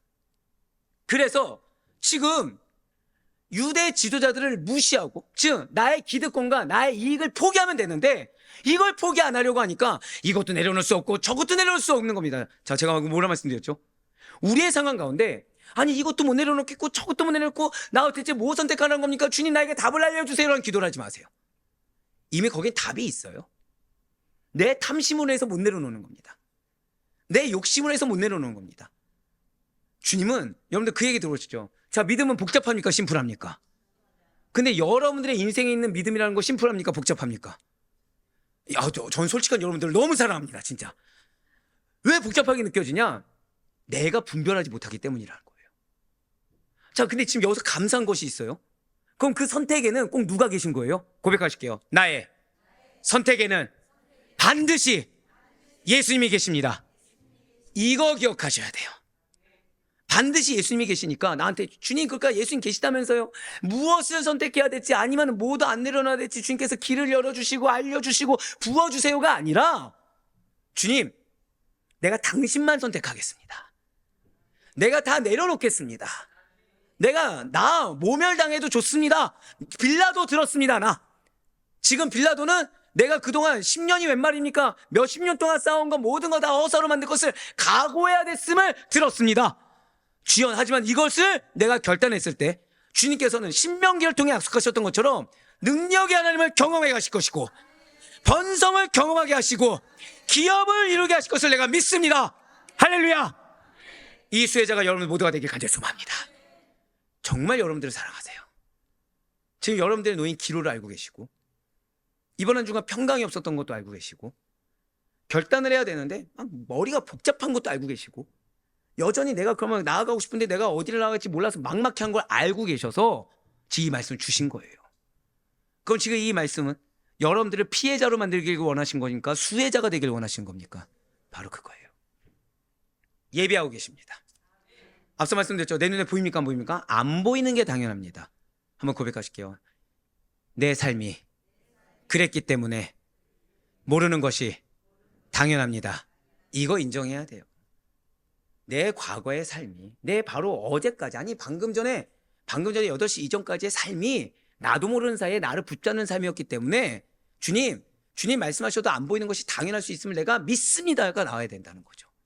그렇지 아니하면 이 눈에 아무 증거 아니 보여도 믿음만을 가지고 늘 걸으면 찬양이 내 찬양이 안 되게 돼요. 나는 뭐만 돼요? 증거를 봐야 걷겠습니다. 나는 뭐가 돼요? 증거를 봐도 확증을 또 시켜주셔야 걷겠습니다. 확증시켜줘도 또 뭐라 그래요? 또 확증시켜줘야 걷겠습니다. 그러다 우리에게 남는 평가는 무엇입니까? 이 불의한 자요, 이 패역한 자요, 어느 때까지 내가 인내해야겠느냐. 지금 빌라도는 이걸 깨닫지 못하고 있습니다. 빌라도는 지금 억울하게 사면 초과입니다. 자신이 이전에 지었던 거 말씀드렸죠. 무엇을 항상 핑계댔다고요? 내가 나를 섬길 수 없는 그 가치 없는 자들을 위해서 내가 희생하느라, 내가 그들을 섬기느라, 내가 통치하느라. 자, 빌라도가 희생했습니까? 유대인들이 희생했습니까? 근데 그 입에서 항상 뭐가 나왔다고요? 내가 희생한다, 내가 고생한다. 그러니 내가 이런 거를 내 이 재물 정도 내가 가져가야 돼. 이런 학살 정도는 당연히 이런 무지한 인간들을 이런 걸 통해서 가르쳐야 돼. 이게 항상 핑계였어요. 자신이 저지른 걸 인정하지 않으니까 지금 자신이 억울한 상황인 겁니다. 자신이 저지른 걸 인정하지 않으니까 이 상황이 지금 굉장히 힘들고 나로 하여금 괴롭고 억울한 상황이에요. 아이러니하게 지금 이 상황은 누구 앞에 있다고요? 고백하실게요. 내 상황 앞에 예수님이 계십니다. 그럼 여러분들 지금 기도의 상황 앞은 지금 은혜입니까? 저주입니까? 은혜 잘 안 나와요. 지금 내 기도의 상황 앞에 누가 계시다고요? 그럼 은혜입니까? 저주입니까? 근데 내가 지금 은혜가 안 되는 거예요. 내 마음이 괴로운 거예요. 내 마음이 두려운 겁니다. 누구처럼요? 빌라도처럼. 근데 지금 빌라도는 양쪽 다 눈치가 보입니다. 지금 내가 유대인들의 말을 듣기에 양쪽 다 눈치는 누구 눈치냐? 정확히 말하면 내 눈치예요. 내가 자존심 상하는 겁니다. 풀어주자니. 왜요? 하나라도 문제를 발견하면 자존심이 안 상해요. 근데 지금 예수님 죄가 있습니까? 없습니까? 없어요. 명확히 알겠어요. 통치자 누구죠? 지도자들이 아니라 내가 통치자입니다. 나는 근데 무죄 선언을 했어요. 근데 지금 기세등등하게 나를 협박하고 있는 거죠. 지금 내 눈치도 보입니다. 내 속에 자존심의 눈치도 보입니다. 거기에 아내가 살짝 도와줬어요. 무죄하다. 근데 유대 지도자들을 무시할 수도 없는 상황입니다. 그래서 어떻게 하면 뒤탈이 없이 예수를 풀어줄 것인가? 이게 관건이 됐습니다. 내 자존심도 세워야겠고 유대 지도자들도 더 이상 따지지 못하게 하는 그 방법을 고민하던 차에 유월절 특사 전례에 따라 죄인을 풀어주는 법을 이용하기로 작정한 것입니다. 한 번 더 고백하실까요? 편법을 써서는 안 됩니다. 이거 기억하세요. 지금 편법을 선택했습니다. 사실 빌라도에게는 답은 하나밖에 없죠. 답이 무엇이죠? 풀어주냐 안 풀어주냐. 편법으로 풀어주는 거는 풀어주는 게 아닙니다. 한 번 더 고백하실까요? 나의 결단이 필요합니다. 이거예요. 빌라도는 결단했어야 돼요. 빌라도는 결단하고 예수를 풀어주기로 작정했어야 됩니다. 그것이 아니라면 아예 예수님을 대적할 것을 선택했어야 됩니다. 근데 편법을 쓰길 원했어요. 그래서 빌라도는 의도적입니다. 그냥 우연하게 한 것이 아니라 흉악한 죄수인 누구요? 바라바와 무죄한 예수 그리스도를 대조시켜서 백성들로 하여금 예수님을 선택하도록 유도한 거예요. 자, 첫 번째 편법이 무엇입니까? 의도적으로 바라바와 예수님을 대조시켜서 예수님을 선택하도록 유도했습니다. 자, 지금 그는 굉장히 기쁜 상태입니다. 자기가 생각해도 역시 나는 현명해. 왜죠? 인간적으로 보면 누구 선택해야 정상이죠? 예수님을 선택해야 정상이거든요.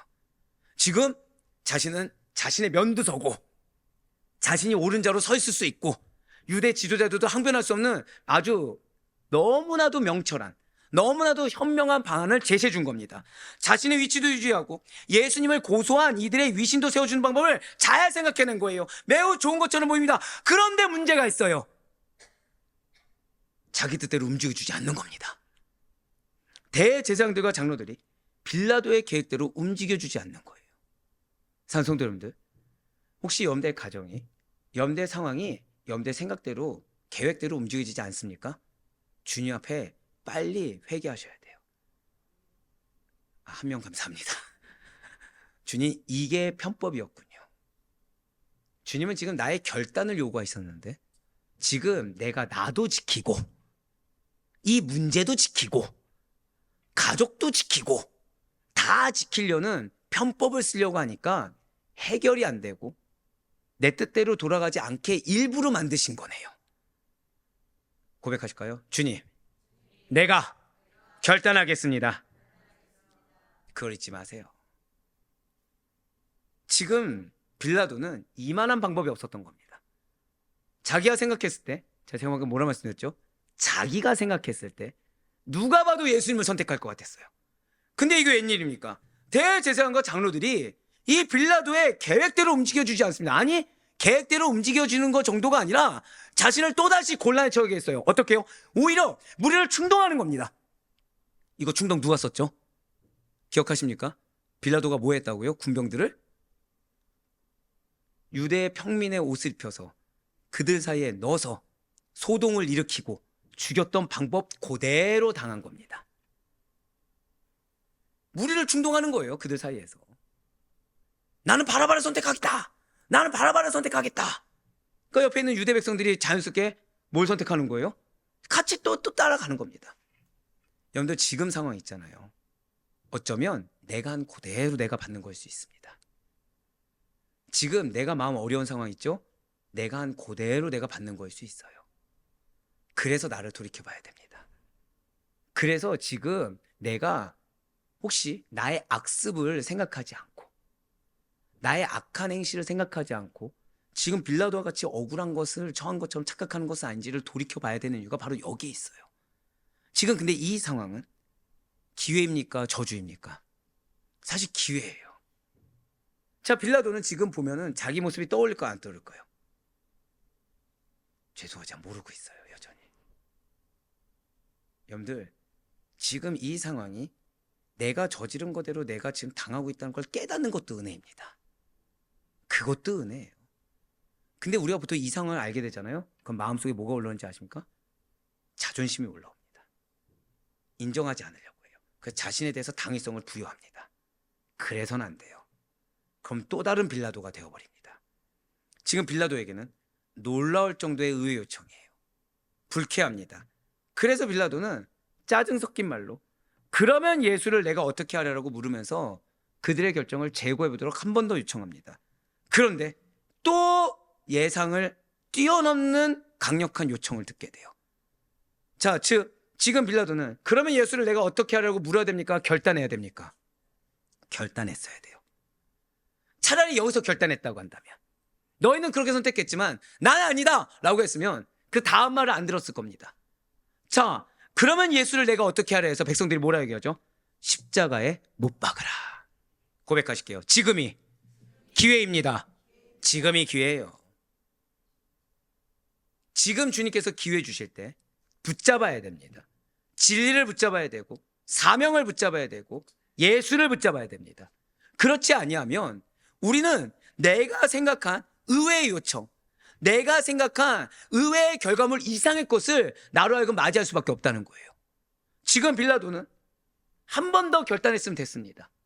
근데 오히려 예상을 뛰어넘는 예수를 십자가에 못 박아라, 전혀 생각하지 아니했던 예수를 십자가에 못 박으라는 매우 강력한 요구를 들었어요. 이에 빌라도는 이 사람이 무슨 악한 일을 하느냐고 반박을 하면서 또 한 번 편버렸어요. 차라리 거기에서 그건 아니다, 이 사람 무지하다 결단했으면 되는데 여기서 또 편법을 쓰는 게, 고백하실게요, 인간의 인정을 의지했습니다. 그게 뭐냐, 나는 예수에게서 죽을 죄를 찾지 못했기 때문에 이 다음 풀어놓겠답니까? 아니면 다른 말을 해야 됩니까? 원래는 풀어놓겠다고 해야 되는데 때려서 놓아주겠다고 합니다. 누가복음 23장 22절 말씀 보시길 바라요. 빌라도가 세 번째 말하되 이 사람이 무슨 악한 일을 하였느냐, 나는 그에게서 죽일 죄를 찾지 못하였나니 때려서 놓으리라 하니. 아멘. 지금 빌라도는 굉장히 불쾌합니다. 굉장히 당혹스럽습니다. 왜요? 자신 생각에는 현명한 방법이라고 했는데 이걸 뛰어넘는 얘기를 듣는 거예요. 근데 묘하게 거슬려요, 안 거슬려요? 거슬리게 만드는 겁니다, 계속. 그래서 백성들이 계속해서 십자가청을 요구하니까 동정심을 유발하려고 합니다. 즉 예수님을 채찍질하는 애 백성들 앞에 보이려고 한 거예요. 그럼 누구나 사람이라면 그 모습을 보고서 불쌍히 여길 거라고 또 생각을 한 거죠, 인간적인 생각을. 근데 그것도 빌라도가 기대한 효과를 가져오지 못했던 거예요. 채찍질하고서 어디에 못 매달아요? 십자가에 못 박으라. 그러니까 원래는 빌라도가 아니었다면 예수님 채찍질 당합니까, 안 당합니까? 안 당할 수 있는 거를 이 나의 인간적인 생각 때문에, 나의 인간적인 판단 때문에 계속 상황을 악화시키고 있는 겁니다. 방금 뭐라 말씀드렸죠? 상황을 악화시키고 있는 거예요. 한번 우리 고백해 보실게요. 하나님께서 나를 선택하셨습니다. 한 번 더 고백하실게요. 그래서 인간적인 것을 선택해서는 안 됩니다. 이거 기억하세요. 하나님께서는 여러분들을 축복의 통로로 삼으셨습니다. 하나님께서는 여러분들 통해 치유의 은혜를 더하실 것이고, 하나님께서는 여러분들 통해 회복의 은혜를 더하실 것이며, 하나님께서는 여러분들 통해서 반드시 기업을 이루실 것입니다. 근데 우린 여기서 양날의 검을 느낄 수 있어야 돼요. 나를 선택하셨는데 내가 진리가 아닌 다른 걸 선택하면, 내가 예수가 아닌 다른 걸 선택하면 상황을 계속해서 악화시킬 겁니다. 그래서는 안 돼요. 지금 빌라도를 보세요. 빌라도는 결단만 했으면 됐습니다. 결단만 했다고 한다면 예수님이 모욕을 당할 일도 없을 거고요. 결단만 했다고 한다면 십자가에 못 박는 일도 없었을 것입니다. 근데 빌라도는 결단하지 못했어요. 물론 하나님의 뜻이었죠. 하지만 굳이 빌라도가 아니었어도 되는 거였습니다. 근데 빌라도는 자처했어요. 제가 여기서 여러분들에서 뜨겁게 기도한 게 이거였어요. 내 양들이 은혜의 통로로 부름받았는데, 내 양들이 축복의 통로로 부름받았는데 스스로가 악한 것을 자처하지 않을 수 있도록, 스스로가 악한 도구를 자처하지 않을 수 있도록 긍휼을 베풀어 달라고 기도했어요. 그렇습니다. 결국 재판관인 빌라도는 예수님의 무죄를 확신하고도 법대로 행하지 않았습니다. 예, 맞아요. 그는 사람의 눈치를 보아서는 안 됐습니다. 그는 인간적인 판단으로 유익을 꾀하려고 해서도 안 됐습니다. 그는 고백하실게요, 법대로. 맞아요. 법대로 행했어야 됐어요. 영적으로 깨닫지 못했다고 하더라도 인간의 도리로 생각을 했었어야 되고, 이 영적을 깨닫지 못했다고 하더라도 지금 내 위치에 합당하게, 재판관이 아니라 위치에 합당하게 그대로 행했어야 됐습니다. 하지만 그는 그렇게 하지 않았습니다. 결국 빌라도는 마지막 세 번째 신문을 통해서 자신 역시도 불의한 자들 중에 하나라는 사실을 깨닫을 수밖에 없게 되었습니다. 이에 빌라도는 자신이 할 수 있는 모든 방법을 동원해서 예수님을 풀어자고자 했어요. 하지만 대제사장들과 장로들의 충동질을 이미 받은 백성들은 완고하게 예수님을 십자가에 못 박으라고 주장합니다. 그들은 이제 다 함께 십자가에 못 박게 하소서라고 외치기 시작했다는 거예요. 이제 빌라도는 자신의 회유책이 실패로 돌아가게 되자 이번에는 회피합니다. 자, 우린 지금 사람의 악행의 흐름을 보고 있습니다. 사람의 악행의 흐름 보고 있어요. 첫 번째가 어떻게 했다고요? 귀찮아했습니다. 두 번째는 억울해했습니다. 세 번째는 편법을 썼습니다. 그 상황이 악화되니까 이제 어떻게 했다고요? 네 번째는 회피했습니다. 어떤 단계십니까? 귀찮아하시는 단계입니까? 억울해하시는 단계입니까? 편법을 쓰는 단계십니까? 아니면 내 잘못 아니라고, 당신이 알아서 하라고, 자녀들이 알아서 하고 회피하는 단계입니까? 표정들은 네 가지가 다네요. 맞습니다. 빌라도는 자신의 모든 방법이 실패로 돌아가자 이번에는 너희가 친히 데려가 십자가에 못 박으라, 나는 그에게서 죄를 찾지 못하느라고 강경하게 그들에게 맞선 것처럼 보여지게 합니다. 요한복음 19장 6절의 말씀 보시길 바라요. 대제사장들과 아랫사람들이 예수를 보고 소리질러 이르되 십자가에 못 박으소서, 십자가에 못 박으소서 하는지라. 빌라도가 이르되 너희가 친히 데려가 십자가에 못 박으라, 나는 그에게서 죄를 찾지 못하였노라. 아멘. 지금 재판관은 누구입니까? 총독이 누구입니까? 빌라도죠. 아이러니하죠. 빌라도는 자신의 위치를 지키고자 노력했습니다. 근데 결국에는 결단하지 못하니까 지금 위치를 지켰나요? 못 지켰나요? 못 지키고 권한을 넘겨버렸습니다. 하나님은 여러분들에게 사명을 주셨어요. 그 가운데 때로는 여러분들로 하여금 십자가를 지는 것처럼, 괴로움을 받는 것처럼 하나님께서는 그 상황을 인도하실 때가 있습니다. 근데 그건 억울한 것이 아니라 말씀드렸죠. 왜요? 이전 것을 버리고 온전히 하나님께 쓰임받는 합당한 단계로 연단해 나아가는 겁니다. 근데 이때 인간이 느끼는 것에 대해서 네 가지를 말씀드렸어요. 하지만 기억하셔야 돼요. 만약에 내가 그걸 회피하려고 한다면 내 권리를 내가 못 누리게 됩니다. 하나님께서 나에게 주고자 하는 권리를 내가 못 누리게 된다는 거예요. 오늘 빌라도를 보세요. 자신의 권리를 지키고자 했습니다. 근데 자신이 그렇게 경멸하고 무시했던 자들에게 오히려 권리를 넘겨주는, 누구 입으로요? 자신 입 스스로 넘겨주는 안타까운 일을 자처했습니다. 유대인들은 예수님이 자기를 하나님의 아들이라고 주장하기 때문에 율법에 의하면 마땅히 죽어야 한다라고, 죽여야 한다라고 주장합니다. 이 말을 들은 빌라도는 더욱더 두려워하게 된다는 거예요. 왜요? 로마 형제가 알면 어떡하겠습니까? 협박을 또 당했거든요. 그러나 만약 그가 정말 올바르게 판단했다고 한다면 그는 더 이상 예수님을 붙잡아 두지 말아야 됩니다. 그러나 결국 그는 협박에 굴복했습니다. 결국 그는 자신의 위치로 인해서, 자신의 욕심으로 인해서 결단해야 될 때를 놓쳐버렸습니다. 그의 기준은 공의가 아니었어요.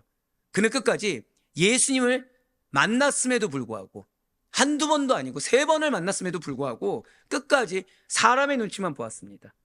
그는 그 사람들이 의로운가 불의한가, 그 사람들이 정말 하나님 믿는 백성이 합당한가 안 한가를 본 것이 아니라 사람의 세력과 사람의 그 환경과 자신의 입지만을 바라보았고 결국 그는 굴복해버렸습니다. 그렇습니다. 빌라도는 불의한 자들의 요구에 굴복해버렸어요. 자신의 것을 지키고자 했는데 지키지 못하고 굴복해버렸습니다. 그래서 그는 예수님께 사형을 언도합니다. 이러한 빌라도의 모습은 우리들에게 있어서 올바르게 판단하는 것과 그것을 그대로 결단하고 실행하는 것이 얼마나 어려운가를 보여줍니다. 분명 빌라도는 예수님에 대한 신문을 통해서 예수님에게는 죄가 전혀 없다는 것과 예수님이 고소된 것은 그냥 순전히 인간의 시기와 질투 때문이라는 것을 너무나도 잘 알게 되었어요. 그러나 그래서 빌라도가 취한 방법들은 어떠한 공의나 자신의 책임 완수를 위한 것이 아니라 그저 자신의 안위만을 위해서, 자신의 욕심만을 위해서, 자신의 위치만을 염두에 둔 타협적인 것으로서 전혀 효과가 없었다는 거죠. 한 번 더 고백하실까요? 결단 외에는 답이 없습니다. 이걸 기억하셔야 돼요. 결단했다고 한다면 결단한 대로 그대로 시행해서 나아가야 되는 것이지, 어떠한 편법, 어떠한 타협안, 어떠한 핑계 다 소용이 없습니다. 그러면은 하나님께서는 계속해서 안 좋은 상황으로 나를 내모실 뿐이고, 왜요? 돌이키는 게 나으니까. 거기에 대해서 내 권리는 점점 상실하는 상황으로 몰고 가실 뿐입니다. 근데 그걸 누가 만들었다고요? 내가 만들게 된다는 거죠. 그가 정말 예수님의 무죄를 믿었다고 한다면, 그렇게 확신했다고 한다면 그는 아무런 조건 없이 예수님을 방면해 주었어야 됩니다.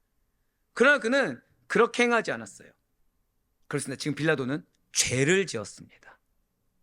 무슨 죄인가요? 성경이 말하는 바와 같이 선을 행할 줄 알면서도 행하지 않는 죄를 범했다는 거예요. 야고보서 4장 17절의 말씀입니다. 그러므로 사람이 선을 행할 줄 알고도 행하지 아니하면 죄니라. 아멘. 사랑 우리 아대표의 성도분들, 성도들은 어떤 분야에서 일하든지 간에 어떤 곳에 속해 있든지 간에 옳고 그른 것을 확실하게 선택해서 나의 책무, 반드시 성실하게 행동해야 되는 책무가 있다는 사실을 잊지 마시길 바라요. 오늘 우리는 빌라도를 잊지 말아야 됩니다.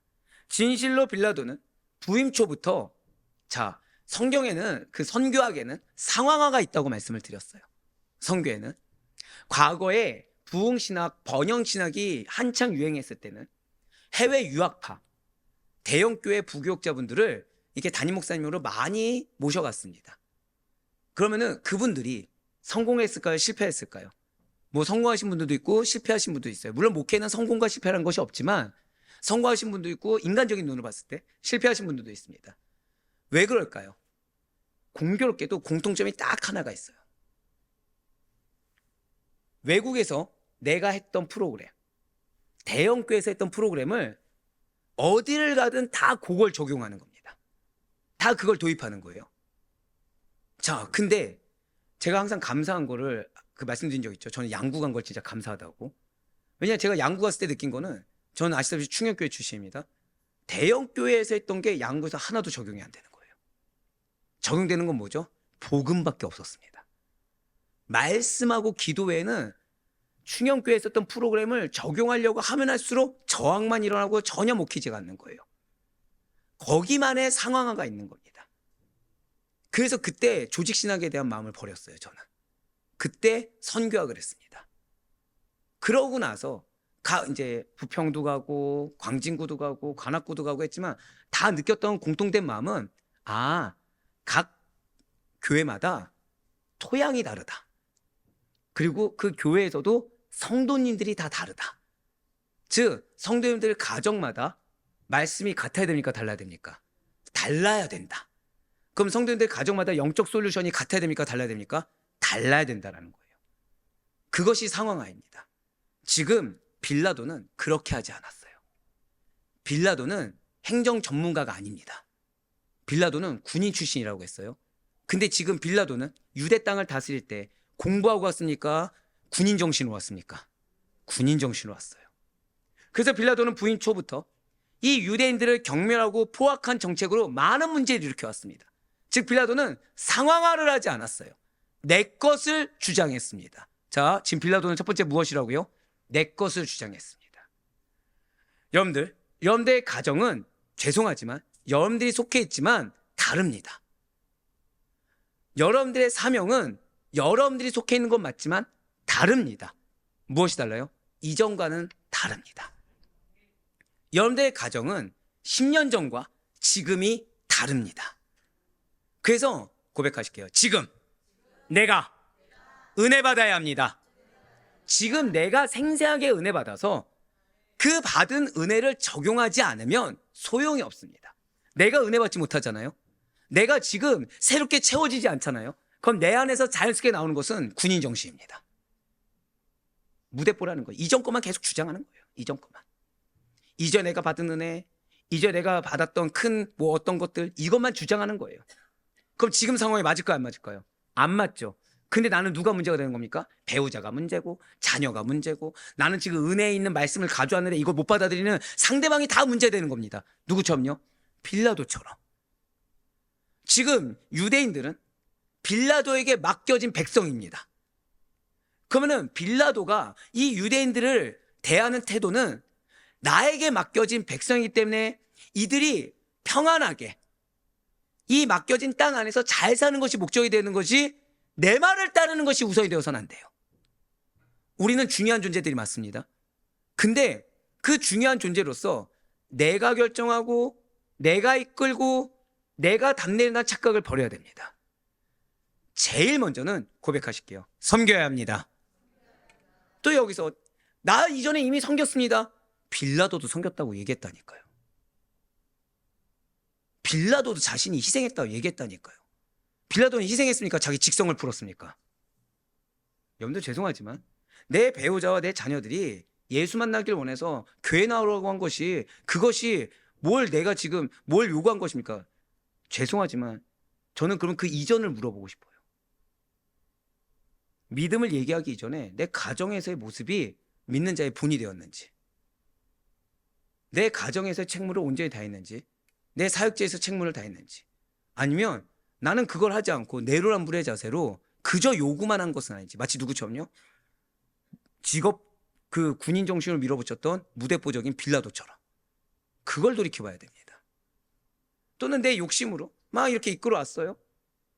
가족들이 다 따라왔어요. 한계가 있을까요, 없을까요? 있겠죠. 거기에 따른 저항을 갑작스럽게 지금 닥쳐온 내 환란으로 여기고 있는 건 아닌지 돌이켜봐야 됩니다. 예, 맞습니다. 빌라도는 자신의 말로는 자신이 희생양이었어요. 자신은 억울한 자였어요. 하지만 그는 자신이 저지른 일들로 인해서 많은 문제를 야기시켰습니다. 예루살렘 성전에 황제의 흉상을 세우는가 하면 성전의 봉헌물로 수도를 건설하려고 했습니다. 근데 이 빌라도의 말에 항상 누굴 붙였는지 아십니까? 우리가 로마 시민인데 황제의 흉상이 있는 건 당연하지. 자, 일견 들었을 땐 정답입니까? 오답입니까? 정답이죠, 로마 입장에서. 근데 로마에서 뭐라고 얘기했다고요? 관례가 있었다 말씀드렸죠. 이 관례를 그땐 또 적용하지 않는 거예요. 왜죠? 나는 지금 유대인들이 인정하기 싫으니까. 근데 그건 살짝 숨기고서 입술로는 마치 로마 황제를 위하는 것처럼 정답만을 얘기했다는 거예요. 여러분들, 내 입이 정답이라고 해서 그 상황이 정답이 될 수가 없습니다. 내가 성경을 얘기한다고 해서 그 상황에 진리가 될 수가 없다는 거예요. 왜요? 그 상황에 걸맞는 말씀이 아니라 내 유익에 맞는 말씀을 했다고 한다면 그거는 반드시 오답이 되는 것이고, 그것은 반드시 예수 그리스도를 축복이 아니라 예수 그리스도를 욕먹이는 행동을 하는 것입니다. 재판할 때도 제대로 신문하지도 않고 사람들을 사형시켰어요. 군중들이 조그만 동요를 해도 군대를 보내서 살육을 자행했습니다. 그러니 이전에 그렇게 행동해왔으니 예수가 무죄다라고 얘기한 것이 입에 힘이 있겠습니까? 없다는 거예요. 이미 과거에 그렇게 했기 때문에 내 입에 발언권이 없다는 거죠. 재판관인데도. 그런데 앞서 말씀드린 대로 로마 제국은 때때로 감찰관을 파견해서 총독의 비리를 조사해서 황제에게 보고해오던 정책이 있었습니다. 그러므로 종교 지도자들이 이러한 빌라도의 만행과 밀란 소유자로 고소된 예수를 방면해 주게 된다고 한다면 그 죄를 감찰관에게 고소하겠다라고 협박했다는 거예요. 여러분들, 협박받으신 적 있습니까, 없습니까? 솔직히 이런 거 있잖아요. 엄마도 못하면서, 당신도 못하면서. 그때 자존심 상해하지 마시고 인정하셔야 돼요. 그때 자존심을 상해할 것이 아니라 인정하셔야 됩니다. 그때가 결단할 때예요. 그 얘기를 듣게 한 거는 하나님이 초청하신 겁니다. 이전 거 버리고 이전에 너의 모습이 이렇게 보여진 게 맞으니까 지금부터 결단해서 바뀐 모습을 보여주라라고 한 겁니다. 그 결과 빌라도는 지금 여러분들처럼 아멘이 나와야 되는데 아멘이 안 나왔기 때문에 예수님께 사형을 언도할 수밖에 없었습니다. 그의 불의함과 단점 때문에, 그의 그동안의 잘못된 행실 때문에 의로운 예수님께서 희생되신 것입니다. 그리고 이는 오늘날도 마찬가지예요. 전 여러분들을 주님께 사랑하신다고 확신하고 있습니다. 우리는 때로는 사명 앞에 귀찮아합니다. 우리는 때로는 사명 앞에 억울해합니다. 우리는 때로는 사명 앞에 편법을 쓰고자 합니다. 우리는 때로는 사명 앞에 회피해버립니다. 그래서 알아서 하나님이 떠먹여 주길 바라고, 알아서 숟가락 얹길 바라고, 알아서 이루어 주길 바랍니다. 주님은 준비해 놓으셨다고 결단하고 한 걸음만 내디더라고 하는데 그 한 걸음조차 안 내딛고 이게 한 걸음이라고 내가 인정해 버리려고 합니다. 그래서 주님은 우리에게 상황을 통해서, 사람을 통해서 깨닫게 하는데 기가 막힐 정도로 내 입장으로 해석합니다. 그래서는 안 돼요. 왜냐? 절대 고백하실게요. 나로 인해 변화되어야 합니다. 맞아요. 이러한 빌라도와 같은 비열한 자가 종교 지도자들 같은 악한 자들로 인해서 공동체와 사회가 병들어가고 있는 것이 작금의 현실이기 때문에 오늘날 부름받은 여러분들이 너무 중요하다는 거예요. 세상이 빌라도와 같다고 해서, 세상이 종교 지도자들과 같다고 해서 여러분들도 그 길을 가는 것이 당연한 것은 아닙니다. 우리를 부름받은 것은 이 시대를 바꾸라고, 이 시대에 정말 치유의 은혜를 주라고, 회복의 은혜를 주라고 우리를 불러주신 것이지, 나 역시 그들과 똑같이 가라고 우리를 부르신 것은 아니라는 거예요. 빌라도가 로마의 법대로만 행했어도 예수님께서는 무죄로 석방되었을 것입니다. 즉 빌라도는 영적으로나 세상적으로나 어느 면에서도 하나님 앞에 항변할 것이 없습니다. 빌라도는 끝까지 자신의 안위를 버리지 못했고요, 끝까지 사람의 눈치만을 바라보았습니다. 그러면서 결정한 파행적인 방식, 타협적인 자세로 일관하다가 결국에는 자신의 과거 때문에, 자신의 단점 때문에, 자신의 그 잘못된 생각 때문에 무죄를 선고하고도 사형을 언도해버리는 어처구니없는 변했고, 자신의 권리까지도 상대에게 넘겨주는 자신이 제일 싫어하는 행동을 할 수밖에 없었다는 거예요.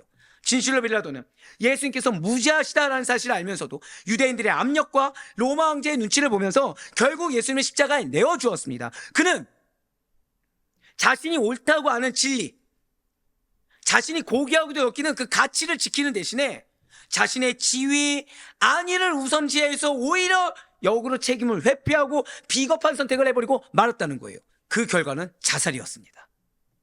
이러한 빌라도의 행동은 진리를 알면서도 어떤 세상적이고 인간적인 두려움 때문에 외면하는 자, 즉 책임을 회피하고 어떠한 다수의 소란이나 권력자의 눈치를 보면서 옳지 않는 결정을 내리는 인물의 전형으로 남아있게 되었습니다. 그렇습니다.